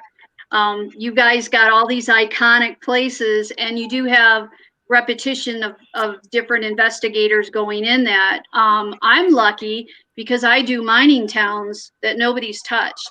I'm on the I'm on the historical. Yeah, I'm on the Historical Society, and I'm on the board. And the reason I'm on the board is because I started investigating in that town of Central City back in 2010. I've done over 50 investigations that people have not been in, no other team's been in. So it's kind of cool for me because I've got the curator right there that can tell me the history on the building. That doesn't mean those spirits that are associated with that building are there. But what is very cool for me is that I can go back into these places over and over. I've built relationships with some of these spirits. In fact, some of these spirits follow us to other locations. So I kind of proved that they can travel. And what's really cool is the museum. He's always bringing in new artifacts, and we all know that a lot of things can have attachments. And so he'll call me and he'll say, okay, something really weird's going on. You need to check it out. So it's really cool because I'm always coming in with something new that I don't even know about. And they're very good at the Ovilus. They love the Ovilus. And the curator had sent me a picture of a new exhibit he put out about baseball back in the day. And he said, there's this case, and I had this little, I don't know what you want to call it when you write the history down or what the exhibit's about. He goes, it was right over here on the case. He says, I came in this morning. It was flat up against the case with a baseball bat leaning on it from the other side of the case. And he's like, all right, get in here. I'm like, okay. So I went in there by myself. Then they'll talk during the day. You don't have to be in there at night. I went in there. The name William came up. It also said disaster, fire, church, across, street, help. And so I'm telling the curator all this stuff, and I'm looking at the card, and there's a name of one of the players, William Hart. I said, will you check this out? He gets back with me a few days later, and he said, you're not going to believe this. William Hart was the man who saw the fire of the church across the street and was the first one to see it and got people out in time. Look at that. Wow. Okay. Road trip to Leanna's neck of the woods. Yeah, sounds like a road trip. Yeah. We're going to start packing. We'll be down here by New Year's. Can I borrow your couch? I'm in my guest room right now, so there's a pull-out Well, there you go. Anyway, You gotta. but yeah, so I mean, this happens to me all the time. He'll call me and say, like, there's a ding donger. I call it the ding donger. When anyone comes into the museum, his office is on the second floor, and when you cross that threshold, it'll ding dong. Well, he'll be in there by himself with the front door shut, and he'll hear it go ding dong, and he'll look down over, and there's no one in the front door, and he'll go back to his office, ding dong, and he'll call me. He goes, they're driving me freaking crazy. And I had a friend of mine in there one night. We were just talking to some of the spirits, and I said, can you let Gary know that you guys are here? Ding dong. Oh, that's so cool. It is. That's cool. Yeah, and see, that's why we were getting back to negative spirits and good spirits. For the most part, I've never really run into anything bad except that one time. We usually run into children and prostitutes and minors. So we really haven't. Who wouldn't want to run into prostitutes? I don't know. Yeah, really. I mean, like, Yeah, but you should hear, like, you get some of the minors on there, and you should hear some of the things they say on the ovulus. You mean minors like the guys with the lights on their helmet, not underage people? Right. Yeah, That's what I thought too. Just to make it clear for the viewing audience. And Every what? audience that wants PG. Yeah, 'cause it's no longer PG-13. We don't want minors and prostitute in the same sentence. That was my No, job. PG-17 right now. Yeah, that didn't sound too good. But it's Yeah, well, sometimes the prostitutes are not too friendly anyway. We're trying to at Shanley, I got attacked by one. He burned my legs and everything. And my brother thought it was the funniest thing. You guys see this? Here I'm getting burnt, and I'm like, I'm getting burned. Look at this. And they pulled up my leg, and I see burn marks on my legs. And my brother and my son were hysterical laughing that they was almost on the floor. I'm screaming like, ah! And they're like, ah! Oh, man, it's just funny. And we got that all on video. If I was there, I would have been laughing too. Oh, you would have. It was a classic, and then I tell him to go back and take another one for the team, and he does. Yeah, I got burned. I went back and I was like, I'm here to get evidence. Ah! Oh, man. It felt like cigarette burns getting on my legs. And then going home in the car, he's driving, and his arm starts burning. And he's burning me, and I'm laughing again. Yeah, and you can see it forming on my arm. He was taking pictures of it because all our equipment away. And you can see it forming. Something was following us halfway down the road by Shanley. It was burning my arm. Yeah. Anthony really specializes in succubuses. I know, right? Yeah, that's because I got touched in Shanley, but it was a gentle touch. And it wasn't gentle me. It wasn't wrong, but it was very caring. It was a very caring touch. Aww. Yeah. She thought it was me. I thought it was him. I was like, oh, he's so sweet. And I opened my eyes. He's on the other side of the room putting away equipment. And I was like, oh, I just got touched. But it was a very caring touch. It was like this, He's on the other side of the room stroking his radios. Yeah. Yeah. I was actually projecting myself across the room. And that's asshole with two S's. Okay, we're gonna go with that, right? Yeah. Guys, real quick, I just want to some shout outs to the people in the chat because we have a few people in there. I know Tony and Sherry Rathman were in there a few minutes ago. I just want to say hello to them guys from Entity Voices Podcast. Michael Sarah actually popped in to say hello. Michael, we miss you so much. Yeah. Hope you're doing well down in South Carolina. And, I hope you're doing well down there. So I know he had some ups and downs, but, want to do a big shout out to Mike. Hope you're feeling better. We have Dave Schumacher, a couple other people in there. Carrie Hopper, I want to say hello to Carrie. How you doing? What's up, guys? Thanks for tuning in. I appreciate it. So, guys, if you're tuning in late, we're doing Paranormal Nights roundtable discussion. A bunch of fellow investigators and friends getting together for a nice holiday special episode on Strange Oddities Podcast.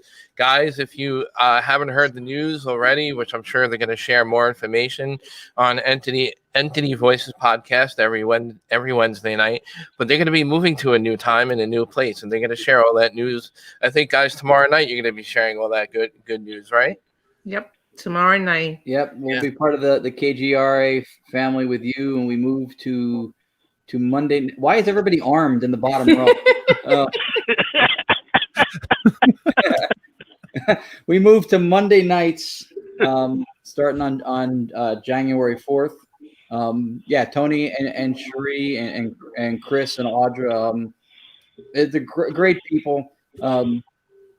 Like everybody on this panel, and like a lot of the names you just mentioned in the chat here, one of the things that she and I love about doing your show, doing our show, interacting with the people who are here in the chat now, is we love the community that we're a part of.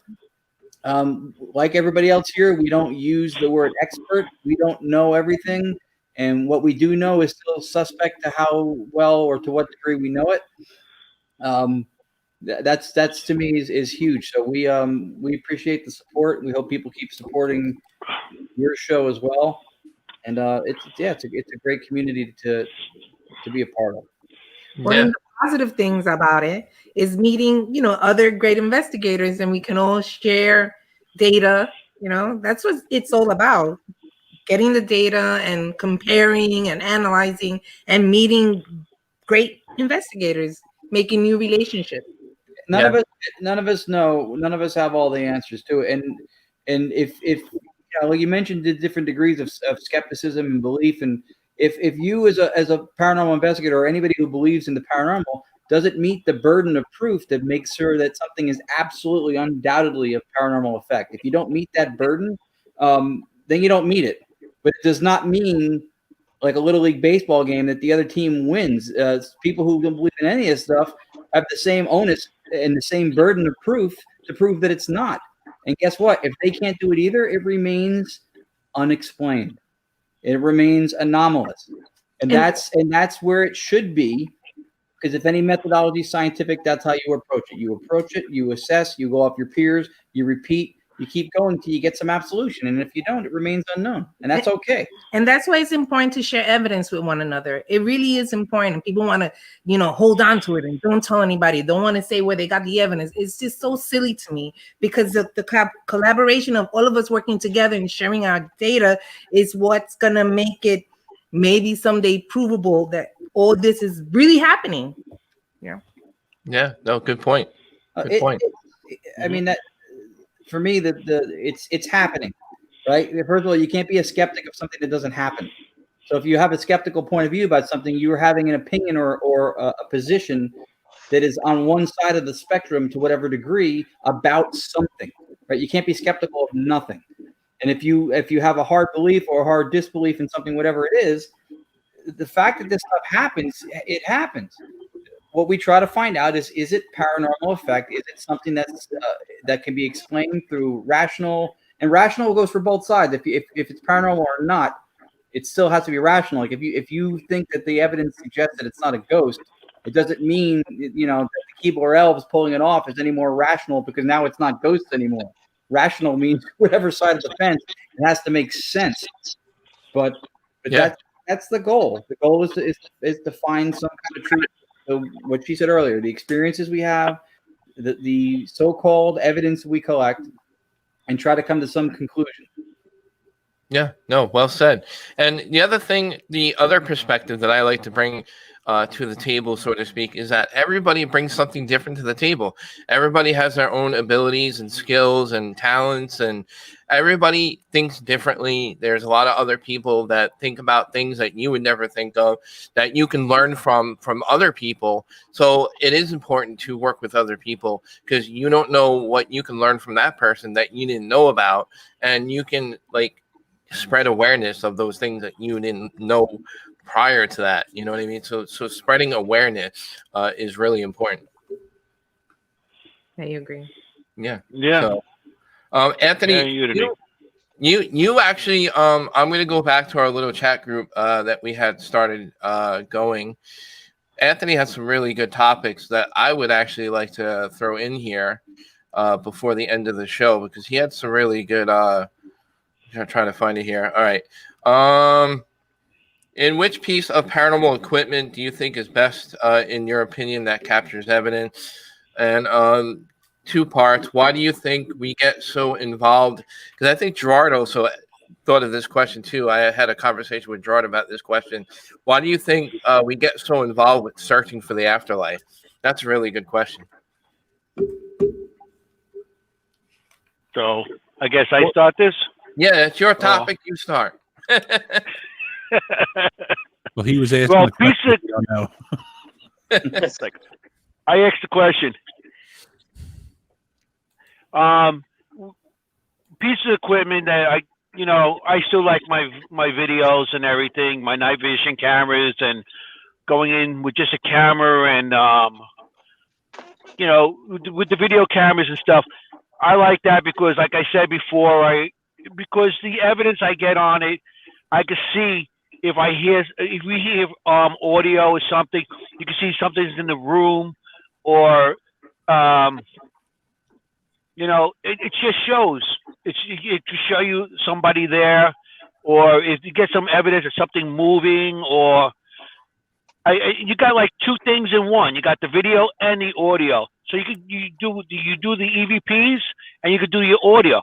If you're in a location and just ask, we do it too all the time. We ask questions like for EVPs, and if it comes up on the audio, great. And we can see there's nobody in the room, or who's in the room. And if there's somebody, we have people like before, I had cases where you hear something on EVP, and then you're zooming in on people in the room, and you hear somebody. It's like somebody whispering. You can see their mouth moving, and okay, it's debunked there. So I think the best thing we have is the EVPs that you can get from the audio, from the camera, and the camera itself, because it's like two things in one that backs each other up on it. And that's what I think. My best piece of equipment, I would say, is my camera over all the other stuff I have. So that's it. And part two of the question about the afterlife, I think some people are looking for the afterlife. I think I know I've been to like people's houses on private residence, and you got people there that are looking for answers about,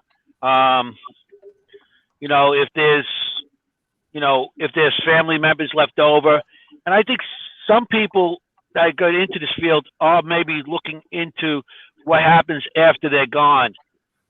Me, I don't know. I'm not into it for that. I'm into it for other reasons. The reason I asked that question is because I want to see if anybody else on the panel here, what they think about it.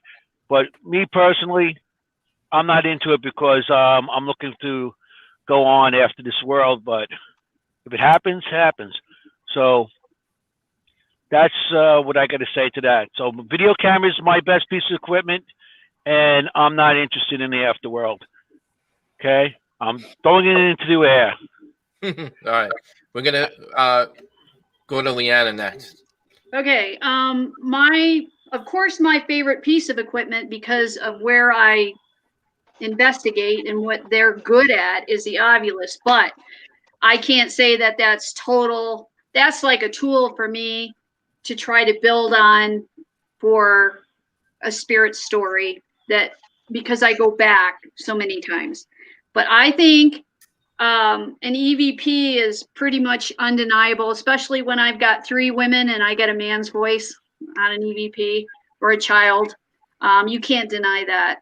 I think that's probably one of what I feel is the most compelling, straightforward evidence.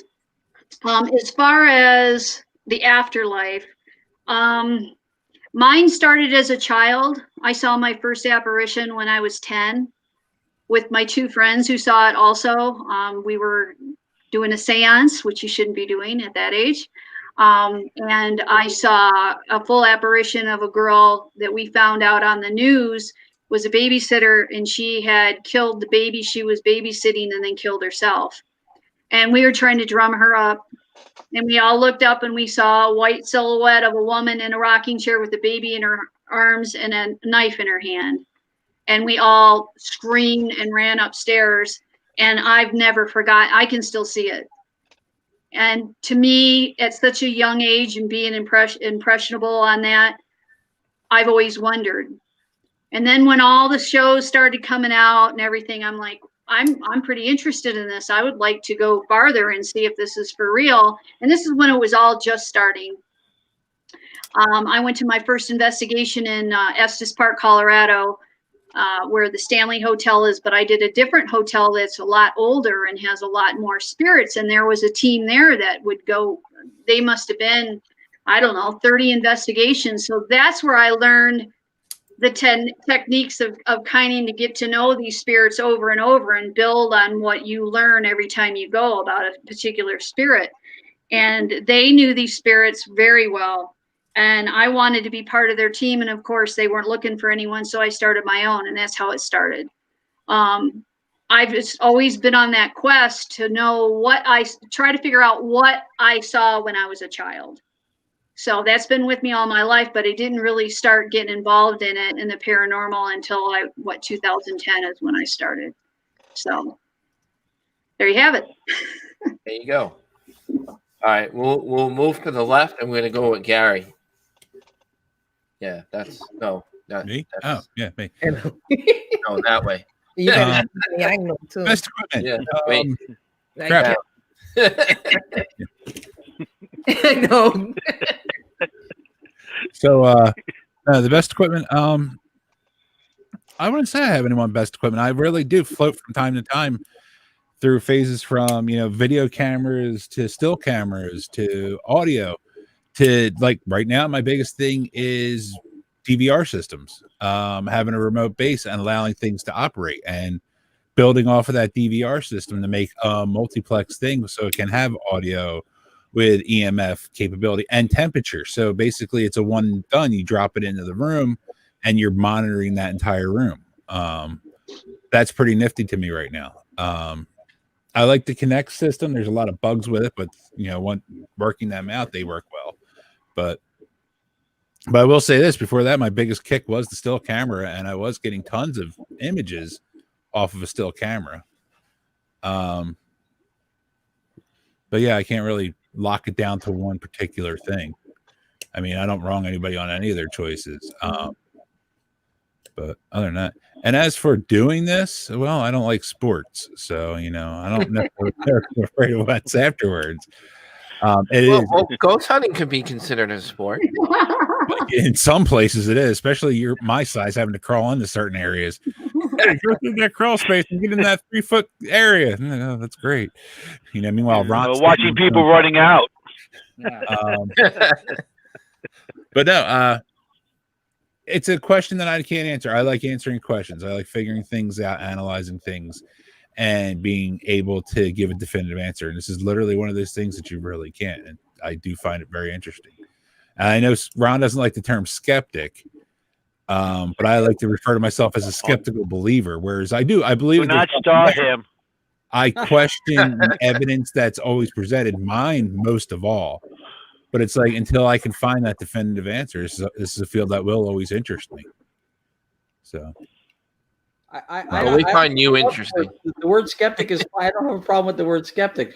The thing is that a skeptic looks for the truth. If your determination is that none of this stuff is real, and I'm going to prove that, you're a believer.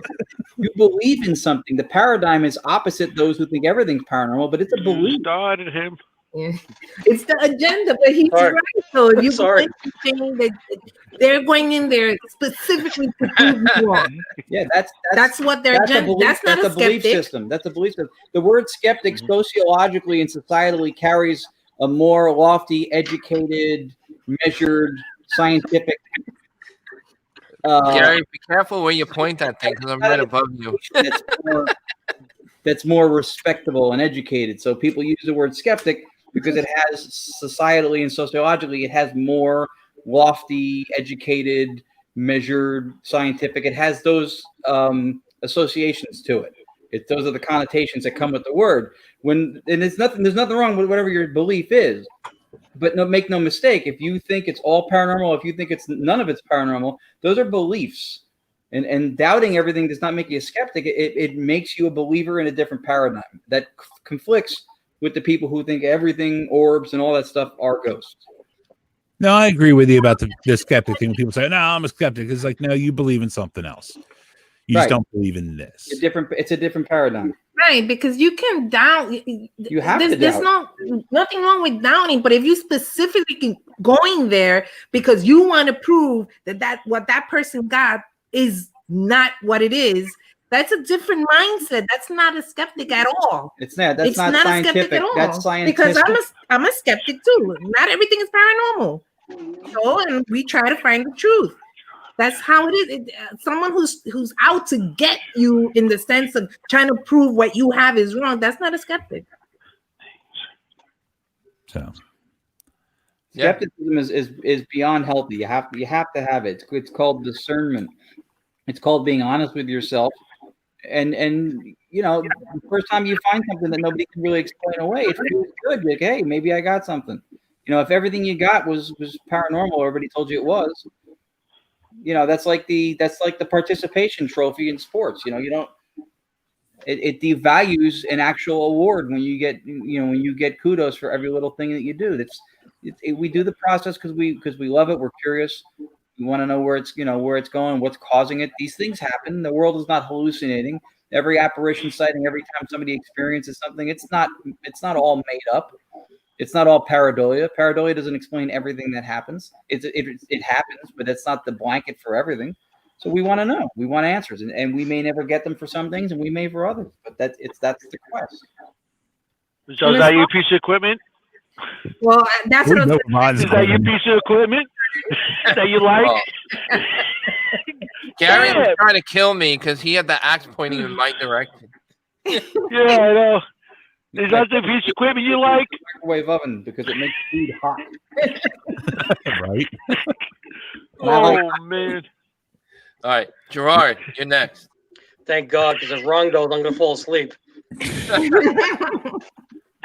But I think it depends on the location you're going to, of the equipment that I like to bring, and the group that you're with, because everybody has so much equipment these days. Yeah. So a lot of times, like, I always use a full spectrum to start my investigation off, just to take pictures.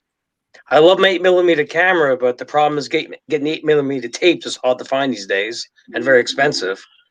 But since I've been hanging out with Ron and Lourdes, and Lourdes is now my EVP partner, I've gotten some awesome EVPs with her, and just I do EVPs. I think are the best thing right at this point. But I do love the video. I think video is awesome, but the problem is it depends who's at the investigation at the same time. Because again, everybody has all the stuff. Like Anthony has SLS, and Ron has his ITs, his stuff going on. Everybody's everything going on. It's overkill if you have too much stuff. Yeah, I mean, we do bring a little bit of extra equipment to investigations. Yeah, and it sucks at the end of the night. You're over there loading, you're putting out 4 cameras out, this and that. At the end of the night, you're killing yourself, taking everything down. And but I'm around too with the EVP. EVP is my favorite thing. It is getting a voice when you know that it's just you and another person, or you by yourself, and even like Leanne said, it's all females, and you get a male voice. So I love that, and I also like the obelisk. Especially when we use his radio. We've had with Anthony, as a matter of fact. Remember that time? Yeah. That Anthony joined us in video call. We were doing direct radio voice, and it said Ron, Anthony here. We were like, how? Yeah, and you're in 2 different locations. Awesome, yeah. That's pretty cool. I was in Queens and they're in Jersey. Yeah. That was wow.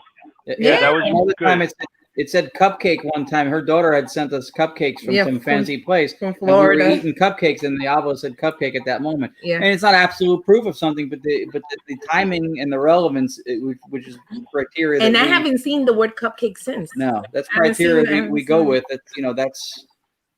And they didn't sharing with me. That wasn't nice. Didn't give me no cupcakes, man. We'll bring you one over the Queens.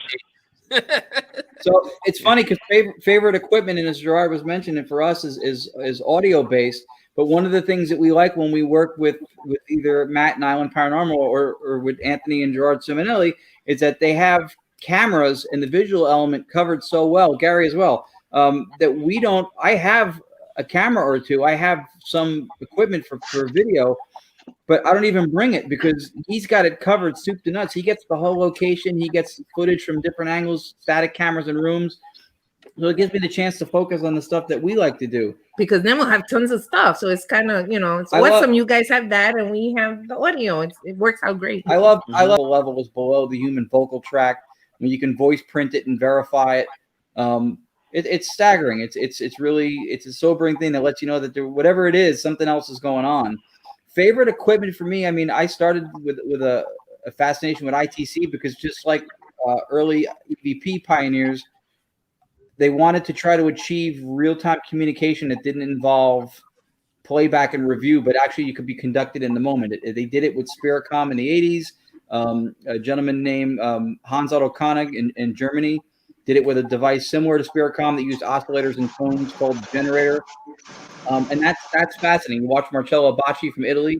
You see some of the stuff he got doing direct radio voice just out of pure white noise on a shortwave or a long wave frequency when there's no sweep or anything or no vocals. It's phenomenal. We've gotten direct answers that came out of the speaker where there was no radio emissions whatsoever. And I do like also where I started. I like sweeping ghost boxes. Steve and Katie Holte Paranormal in New Jersey, build some of the best stuff. Go to holteparanormal.com. Go to their website. They make phenomenal stuff. They're brilliant. She makes phonetic devices called Orion Talkers. You just have little phonemes, little fragments of sound. Steve makes a lot of sweeping. I like that one. I have a box built by each of them. They're two of the only people I'll still get sweeping radios from or phonetic sound boxes because their ingenuity and their talent to build is phenomenal. And those type of people are what moves the field outside of the box and moves things forward. But for me, any type of sweeping, but especially I really like the direct radio voice. I like when we just have, a long wave frequency just kind of humming and all of a sudden a direct response to what we ask comes out of the speaker. It's hard to get your mind around that, but it makes it fun. And again, I think it has to do with intent. So your body is also one of the best equipments. It really is how you go in there and your mindset. That's my belief. So your body is one of the best equipments. Yeah. And I also just want to throw in there, I agree with Lourdes. Just to add more to that is I believe whether your belief is into energy or not, whether what we deal with is some type of energy, but I think everybody's energy is different. And like you said, when you bring that intent with you into an investigation, and that energy could attract different, things to you and vice versa. So, I agree with that. Everything in the universe, hear me, everything. Yeah. Everything. And there's more. What? There's more empty space in what we perceive to be solid material world than there is actually solid objects. It's a perception, and it has to do with vibrational rate and frequency. But if you took a metal like rebar rod and stretch it across the entire country, and you removed all of the empty space between the smallest particles, the smallest atoms that make that piece of metal up, and you would have something that was a fraction of the size that it started at, because most of it is empty space. So there's a lot involved on a subatomic level. There's a lot involved in, like Leanne was saying, a metaphysical and a metascience level, which is what beyond science. Science does give us answers. Science may not be able to answer everything, maybe not in our lifetime, maybe never. For people who believe that science will one day explain it all and it won't be anything paranormal at all, that's called promissory materialism. It's really not founded in anything other than a belief. But it's what drives us is to try to find out why and how these things happen. Yeah, exactly. I just want to mention Gareth Roth is in the chat. He's got a really interesting question. Before I don't want to miss his question. We're getting to the bottom of the show, so I don't want to miss anybody in the chat. Gareth, thanks for watching the show and listening in tonight. So he's just starting out. He can't explain things. He wouldn't consider himself a skeptic. But what would be some advice as far as the do's and don'ts? There's so many things you can get into with the do's and don'ts of the paranormal. But for advice for Garrett as a first timer in the paranormal, what kind of do's and don'ts would you recommend him? Can I say one thing? Do not provoke. There you go. Okay, don't stop. I had some kids with me. There's a famous road here in Denver that they have all these ghost stories, and I went out there, and these kids were so nasty to these spirits, and I'm just like, what are you doing? There again, there's your intention. You're putting out negativity. I mean, I'm not saying, and I'm not one to say this, because if there's something negative and somebody's getting hurt, like my teammate, I'm going to stand up to that spirit and cuss them out and tell them whatever I think. But if you go into a place and you're just cocky and you're not getting anything, so you're going to start poking, you could be poking the wrong thing. Because what you see, you can't see, and you can't touch. You don't know what it could do to you. You just don't know how much energy this entity has. So I would say, first thing, sir, do not provoke. Go in there and be respectful, and let them know that you're there and that you respect them and you just want to communicate with them. It's a lot better than going in with a chip on your shoulder and attitude, because you're going to get that right back. Yeah, that's my advice. That's great advice. That's because, for one, I agree with that. If you want to communicate, if you believe communication is possible, regardless of what it is, spiritual, the dead that are still alive in an afterlife, another realm, another dimension, whatever it is, if you want to communicate with somebody, generally insulting and a lack of respect is not a great door opener or conversation starter, for one. And for two, it doesn't have to be malevolent. If you believe in spirits and you believe that there are anything at a location, it doesn't have to be malevolent. Squirrels aren't malevolent, but if you corner them, they're going to fight. That's right. You get more with sugar. And vinegar, right? No, I agree with that. Don't provoke. That's the best thing not to do. You know, when you go to locations, I've been to a location where I was asked to provoke a spirit, and I guess I regretted it later on, because I got scratches and I had a lot of negative energy for like weeks after that following me around. So I don't provoke. That's the best thing. And if you're getting into this, the things that you could do, not going out and spending a lot of money on equipment. That is a big one. Don't try to buy it. People get into the field and they see what they got to buy on TV. Oh, look, Ghost Adventures has that. Oh, what do you call it? Ghost Hunters have that. And they all go out and they buy all this equipment. They go on an investigation. The first thing they see, the first spirit they see, or the first thing they come across, they get scared and they're out of the field. Now they're seeing with all this equipment.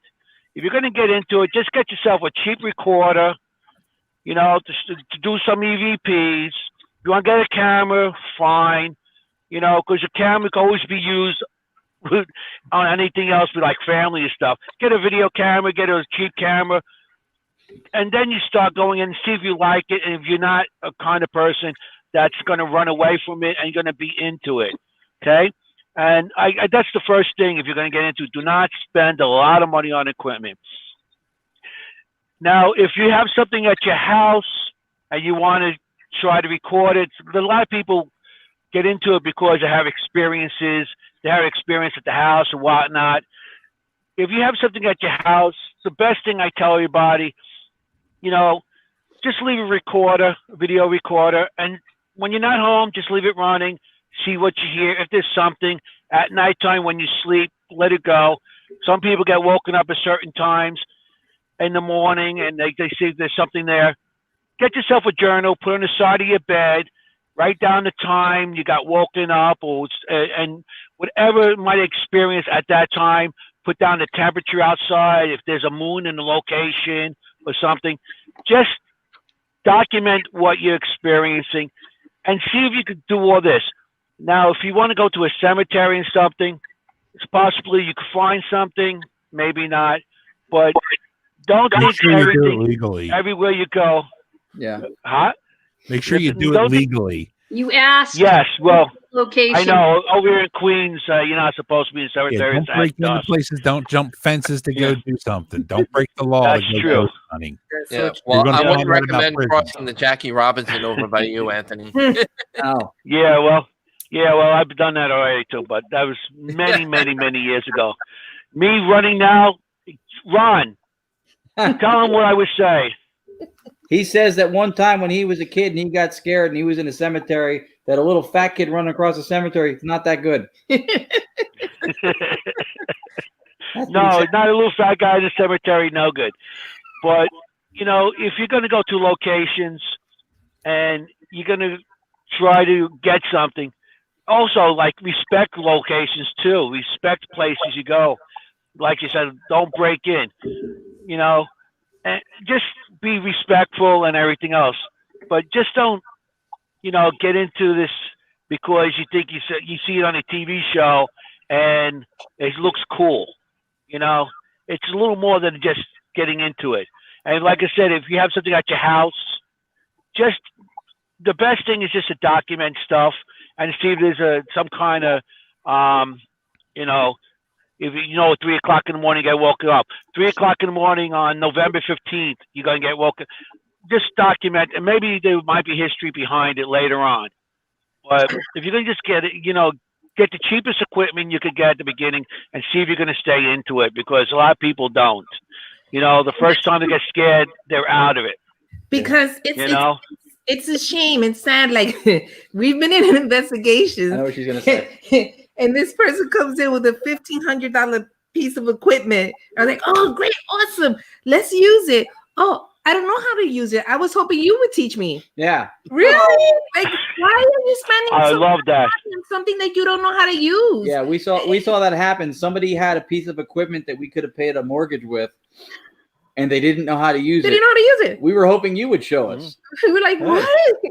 I mean, and you're gonna bring it to the investigation. Why love don't that. you should have used it first and figure it out and bring it. It just doesn't make any sense to Look spend at that Yeah. little audio recorder that ever since Ghost Adventures started using that what was the show that started using it? Kindred Spirits started using that like really expensive audio recorder. The And Panasonic now they're PR60. selling it on eBay for thousands of Yeah, dollars. that's crazy. Yeah. Well, I mean, there- the 20-year-old recorder. Yeah, that's crazy. yeah. I mean, there's reasons behind it too. I mean, the device, it was recalled, I guess, but I think when it first came out, people were recording like medical journals or speeches or whatever, and they were getting anomalous vocals that weren't part of what happened at the time. And then some believe too that it's got a gravelly white noise element to it, because if you believe in the concept of, we were talking about energy before, where energy doesn't get destroyed or created, but it can transfer, right? So if you have let's say a cold spot from kinetic energy or vice versa, that the energy can heat the device up to the point that it's got vibrations that are hitting it at a higher level on the inside, and the silicas and stuff inside can be affected by that. That can cause what's audio support, essentially a very low level of a white noise or audio support, and that may be one of the factors that makes the device a little bit more prone or able to capture anomalous voices in EVPs. But it's a gouging thing as far as the price goes, because it's a lot of money, and it's not like it's the only one to get That's the EVPs thing. for one, and for two, sometimes depending on the model or depending on the catch, sometimes you can hear that it's an EVP, but it's completely not intelligible at It's all. like You don't- muffled. Yeah. Some of them are muffled. There's something there, but it's so muffled you can't really even hear it. And you're paying $1,500 for it when you can get if you're lucky. a record. If you're lucky, if you can get a recorder for 20, 30, 40, all right, you want to be fancy, get a 60, 100. 70 or whatever, but you're not going to pay thousands. Why are you paying thousands of dollars for a recorder? That's crazy. I think that's crazy. I mean, people can do whatever they want, but that's crazy. Yes, Roy. All right, my turn. First off, we are all the biggest hypocrites in the world, because I guarantee it combined, we have more money and equipment than my house cost. Yeah, but that's a John carries all of it with him into every investigation, and they'll use one thing. But no, truth be known, it is. Start out cheap. I mean, work on your technique. Don't even go out and buy a cheap camera right now. Use your phone. I mean, you have a recorder, you have a camera, you have a video camera on your phone that shoots in the dark. And it works. And you can even keep notes on it. But I would definitely say technique. I'm like looking at his question in the comments first. And I want to address the other question he had too, which was he's just starting out and he's trying to figure out how does he approach the nerves of discomfort when he hears things out of nothing. So this is what you got to understand. We stand in the dark and talk to nothing and wait for something to respond to us. It's a lot of boredom, but when it does, there's a lot of excitement. And as for the nerves that freak you out, I promise you, the most seasoned of us here will still get freaked out at the right moment with the right response. So you have to deal with it. Yeah. But that's also another big reason, like, don't go buying your way into this field. Don't go spending a shit ton of money on a bunch of stuff to go out and realize that, oh my God, I can't do this. Yeah. Really more of your technique than your kit before you go out. I agree. To circle back for a second too, because first of all, like you said, we acquired equipment over years. We get a couple of decades there over time. Century in Anthony's case. But yeah, so actually, I wanted to circle back to that too, because when Anthony started, he's been doing this longer than all of us, probably as an individual. He's over 35 years. A lot of the stuff that's out there now, affordable, non-affordable, whatever, was not all on the market and available when him and I think Gerard also started. So you guys had to go off of principles of you're trying to capture or measure a certain thing, what's available. Anthony, you there was no ghost hunter store or ghost stop to go shop on, right? There was no stores. Nothing. We bought a lot of our equipment at the beginning at hardware stores. You go into a hardware store, and they had your thermal measuring meter, and you had EMFs. The EMF meters was stuff that they used to, like cell phones, or just stuff that I used to use on the job. To see if something is alive and stuff. It's EMF meters and just recorders. You go to into a audio store or something, and you buy a cheap video camera, audio feedback, audio thing, and they didn't have like the SD card and nothing, and you had to plug it into your computer, and if your computer wouldn't read it, you're stuck, So it was, back then when I started, like I said, I told the one show, any of the voices, I was talking with them, and I started with dowsing rods that were made out of coat hangers, the metal coat hangers, Yeah. And metal coat hangers, and what do you call it? Because I was a poor kid, we didn't, couldn't afford a lot of stuff too. A compass and a 35 millimeter camera. But half the time we couldn't afford to develop the films. So, a lot of stuff we didn't get back then because we couldn't afford to do the films. But go ahead, Leanna. I wanted to give him one more piece of advice because I've been through this. If you want to start a team, really try to interview the people you're with. And if they're in for it just for demonic stuff or negative stuff and they're all about the dark side, don't go there.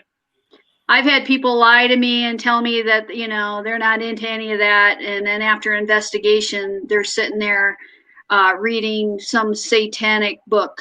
I'm like, are you freaking kidding me? Yeah. I mean, there's people that are demonologists. Okay, that's their thing. That's what they're good at, and they're into that.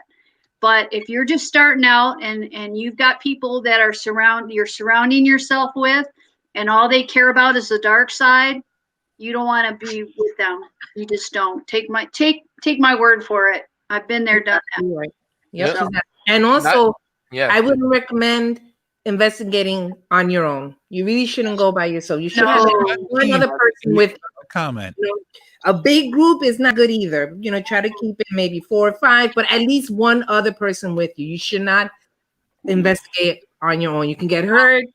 You know, you could, not even just hurt like because of an entity, even just in the location. And then you trip and fall down steps and sprain your ankle. Yeah. So We've never done that. I think one of the big things is be Or yourself. you get checked by an animal.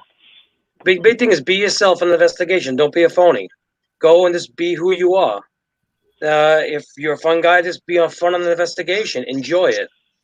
If you go out there and you try to be somebody you're not, it's not going to work out, and you're only going to attract negativity or absolutely nothing. You have to be yourself. That's what I feel. Yeah. We go in, we have fun. Every time we go in, we have a good time. You know, it doesn't matter what happens, or if we got nervous on something, or where something happened. You know, Gerard and I, and my son, and Josie and Joey, we go in, we have a good time. You know, we come out, we had a good time. Yeah, that positive energy brings activity. And I never joke around. And we rip each other apart. You know, we have a good time. We tease each other and stuff, and we're laughing. You know. Yeah. So. And that's why when you get a great EVP or something, because it's that's energy. The most predictable part about the paranormal is that it's not predictable. So especially when you're doing an event with the public, especially with a public event, or where you have people that are not seasoned who come in and do it, you can't guarantee evidence. You can't guarantee something's going to happen. It may be the most active place on the planet. You go there that night, flatline. But what you can guarantee is a good experience. So you can share what you know. You can listen to what other people have to share and learn from them. You can have fun with the process. You know, it's a journey, right? If you can't hang your hat on the results, you have to hang your hat on the process, because you never know when you're going to get stuff and if it's even going to be valid. When we go out with Matt and Josie, Roy, Gary, Gerard, Anthony, we have a good time. And so would Leanna. Yes, we enjoy each other's company. We've all taught and learned from each other, and it's fun, and that's the positive experience. So when especially the public event, when the public comes in, they want to see stuff. They want evidence. That's why they're there. You can't guarantee it, but if they left and they had a good time, they felt like the experience was good, then they'll come back, and then that's you putting something positive into the field too, because I'm big on that. We represent what we do, so how we present ourselves, especially to the public, the terminology we use within our field. Like, I don't use the word pseudoscience. I hate pseudoscience. It's not a science. This is a field of study. Pseudoscience is not what this is, right? When you study bones in the ground, you're an archaeologist. The bones are the subject matter, right? Our subject matter is the perceived evidence, the alleged evidence, what we capture, what we record. And so the study of that is or is not scientific based on your methodology, but it's not a science. Science and principles of science can be used. So that's important. We need to not frame what we do in ways that people who try to tear it down do. And we need to put our best foot forward. And I'll say now, and then I'll shut up, that I'm proud to have worked with everybody on here. And Leanne, I'd love to work with you, but the people here who we've worked with before, I've been educated and inspired by all of you guys. You guys are really good at what you do. And the most important thing at the end of the day is you're a human being. You're a person before you're a paranormal investigator. So you hold yourself to a standard with how you conduct yourself with the living or otherwise. That is very true about all of you. In many years I've been doing this, I'm constantly learning from everybody, and it's I don't care what anybody says. Nobody knows everything in this field, and there's new stuff happening all the time, and there's old stuff that we haven't heard about that's coming back that we're learning about. So if you go into this field and you think you're going to be knowing it all and everybody knows it all, and it doesn't happen. Everybody's still, I'm still learning. Everybody here is still learning. I don't care how many years in this field. You always learn something from someone. It could be a new person. It could be a person in the field longer than you. It doesn't matter. You're always in the learning of something new. And you might find out that something you were doing in the past, wow, maybe that's wrong. Well, let's try their way. And their way works better than your way. So you're always in a learning in this field. I mean, you could be told by anybody what to do, but you could have a new guy come in and say, why don't you try it this way? Hey, let's try that. Hey, that works. So you're always in learning, something new. So That's what I feel with that. All right. Next. So, guys, we're at over 2 hour mark. It's 10:15. Wow. I think we're no. we're gonna end it here. But we Gary's gonna turn into a pumpkin soon. well, some of us have to get up for work. I'm on vacation, so I don't have no curfew, so I could go at it. I could go at it all night. I haven't done that in 5 years. So I don't have to get up tomorrow. No. I'm on vacation too. There you go. I don't have to be worked tomorrow night, so I'm good. I have to get up tomorrow morning and work. Let's continue. I want to see Gary turn into a pumpkin. No, but Gary does want cookies. Yeah. Yeah, me too. I like cookies. Don't feed Gary after midnight. Could you imagine if he multiplied? Oh my god. Oh man. You know, I've Poor actually Nicole. at that Imagine before. that with Nicole be really going crazy. I have such respect for my wife because she lives with me, because I've thought about this at length, and I could not live with me. I could never live with me. We would end up fighting constantly. She is a good woman though, and she's sexy as hell. That's like, Yeah, I know. You always be right. Who's going to be wrong if you got two of you? I'd kill each other. Listen, either we would kill each other, or one of us would have an idea that the other one would go, "That's a good idea," and we both die from it. Oh yeah. When I am the voice of reason for myself, that is a problem. Hey, Matt, I think it's a good closing point and a really good piece of advice for beginners, and I think Gerard should take the floor on this one. Whether or not it's good to fart on the spiritual. Look, he has a shirt on. Paranormal Pulse. Well, that's where a thermal would come in handy, because then you know who farted.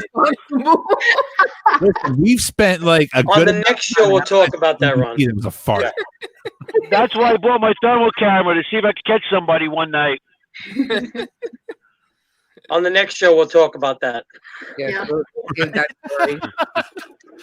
Oh, Be man. one of the questions. Should you pull on an investigation? Oh man! All right, guys. Well, I want to wish go. everybody that listened tonight a Merry Christmas, Happy Hanukkah, Happy Kwanzaa. You know, whatever it is you celebrate. You know, I want to wish everybody happy holidays. We all had a great time here at Strange Oddities Podcast. And Anthony, don't hurt yourself. The nose won't light up. Here we After a go. little kid's shirt. he had a stroke again. He puts the lotion on its skin. He puts the lotion on its You can run skin. into therapy. Oh my God! There goes. And now on Strange Oddities, Merry Christmas. Anthony, you need to get out more. Oh God. Bless us, All everyone. right, go back in. Yeah. Oh, he that's tested good. negative. And, Yeah, my We wife get said that. that's one effed up Santa. Yeah, she's not wrong. All right, guys. Let's go around the room. What do you guys want to share? What events? Anything you got going on? Projects, websites. You know, the floor is yours, guys. As far as what you want to share, what's coming up, despite things that are in chaos right now. But whatever you got going on, feel free to give our audience, you know, all your information. So, Gerard, you have anything? Nothing right now. No. Just survival. Right, well, I can't go nowhere. The governor won't let me out. I'm stuck. yeah. I can't go nowhere. Keep working on that backyard garden you got. I like the pictures of it. I was going to go to Ron next, but he'll be all night. Anthony or actually, Leanne, you go. 'Cause you're sure. Yeah, you go. Ron and Roy are going to take over. Okay, you guys can find our evidence and some of our videos that we've done on SRIP, which is for Spirit Realm Investigative Project. So it's SRIP3. That's our YouTube channel. You can go on Facebook and find us at Spirit Realm Investigative Project. Our one episode that we did on My Ghost Stories on there. And if you Google the USS Hornet Paranormal Challenge, you'll see when we were there. Also look for a new show called True Ghost Stories. We were supposed to air in October, and then all this COVID stuff happened. So everything's kind of on the back shelf. So hopefully that'll come around. That's 12 teams from around the world. They're from all over the place, and we're Team Colorado. Also, you know, if you're in town and during Halloween, I do a paranormal event at the Haunted Gilpin History Museum in Gilpin County in Central City. I do a seminar, and then we do a ghost hunt, and I do that 2 times in October. So look on our website for that if you're interested. We were supposed to do an investigation in Estes Park, but our governor won't let us do anything either. So everybody's kind of waiting. So other than that, just check us out and like our page, and thanks. Thanks for having me. The governor's got his finger right over the button, the shutdown button. He's got it hanging over like this. Paranormal Night Shift finally came out. Yes. Matt's on episode 10, and I'm on episode 13. If you want to see it, it's from the Travel Channel. If you're in demand on Travel Channel, you can probably see it. But it's also on Hulu. You can watch it on Hulu. So Matt's episode 10, I'm episode 13. And check it out, and we'll see if you like us. Hey. Other than that, all I got planned is waking up late tomorrow. And what's tomorrow? Saturday? I have no I have no time of day. It's Saturday to me forever. I don't know. You know, that's what happens when you retire. So don't rub it in. That's all we have. Yeah, have fun tomorrow in the cold. I'm going to be sleeping. And so, you know, just watch Paranormal Night Shift on Travel Channel. Matt's 10 and I'm 13 episodes. So next is Gary. Roy. Gary. Oh, Roy. Gary. Roy. He's not even sure what his name is right now. This year. And waiting for all the people that have gotten the first round of vaccines to turn into the COVID zombies. That should be fun to watch. That'd be the new Walking Dead episodes. Sweet. I look outside. I'm waiting for the local town crack to mix with the COVID vaccine and see what that brings. Oh, wow. Nice. That's the joys. So other than that, I'm good. So I want everybody to have a good Christmas and a good New Year. You too. Everybody. Thank you. Hey, Ron, Loki. Yep. You guys next. Do your You thing. go first. We have our YouTube channels, Gonyak, Gonzalez Yacovetti, Gonyak, Gonyac, Gonyak Paranormal.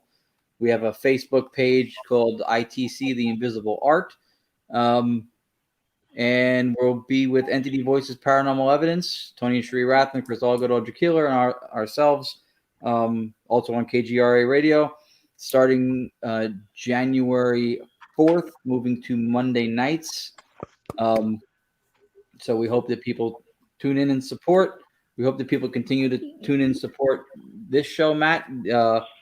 You've done a hell of a job with this show, with how good it looks. You get fantastic guests, except for tonight with all of us. We bring it down. But nah, you guys were a lot of fun tonight. Real.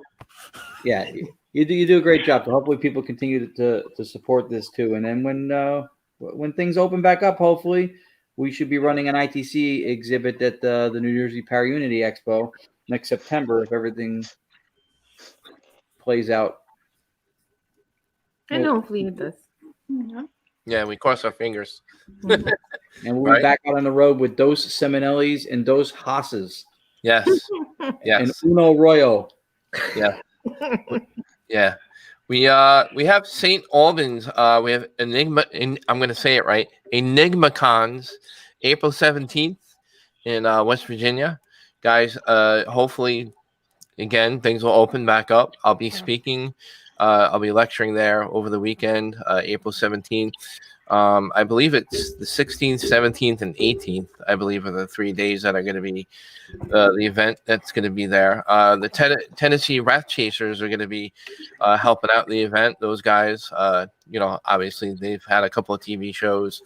Really good guys. I know Gerard's met them at Battlefield Bash, Gettysburg Battlefield Bash. They were a couple of them, were there. So I can't wait to work with those guys and hang out with Bedford Paranormal. I want to give a big shout out to Alan May and Ronnie Anderson, good friends of mine down in West Virginia, Virginia area. I want to say hello to those guys. What's up? I want to wish everybody a Merry Christmas. Other than that, same thing what Anthony said. Look out for Paranormal Night Shift on on Hulu or Travel Channel on demand. Episode 10, episode 13. Anthony and I episodes are, hopefully up there. Other than that, guys, it was a great show. I commend all you guys for what you do. You guys know I've said it to you privately. I have a love and respect for each of you guys. My friendships with all you guys are different, but I respect every one of you guys a lot, and just continue to do what you guys do, and just be there for one another, and that's all we can do for now with everything going on. And that's all I have to say. Just be well, be careful, stay healthy, and all those good things. Same to you, Matt, and same to everybody else. Merry Christmas. Merry Christmas, everybody. And Happy New Year. Merry Christmas. Yeah, and Happy New Year. Guys, Happy New Year. Yeah, Get rid of 2020. Yeah, stay on the line with me, and we'll say our goodbyes after I say goodbyes with with the audience and stuff. So, all right, I'm gonna play our exit video here, guys. I appreciate you being on tonight, making it a special Strange Oddities podcast. And as Anthony's wrapping himself in his Santa mummy outfit. Oh,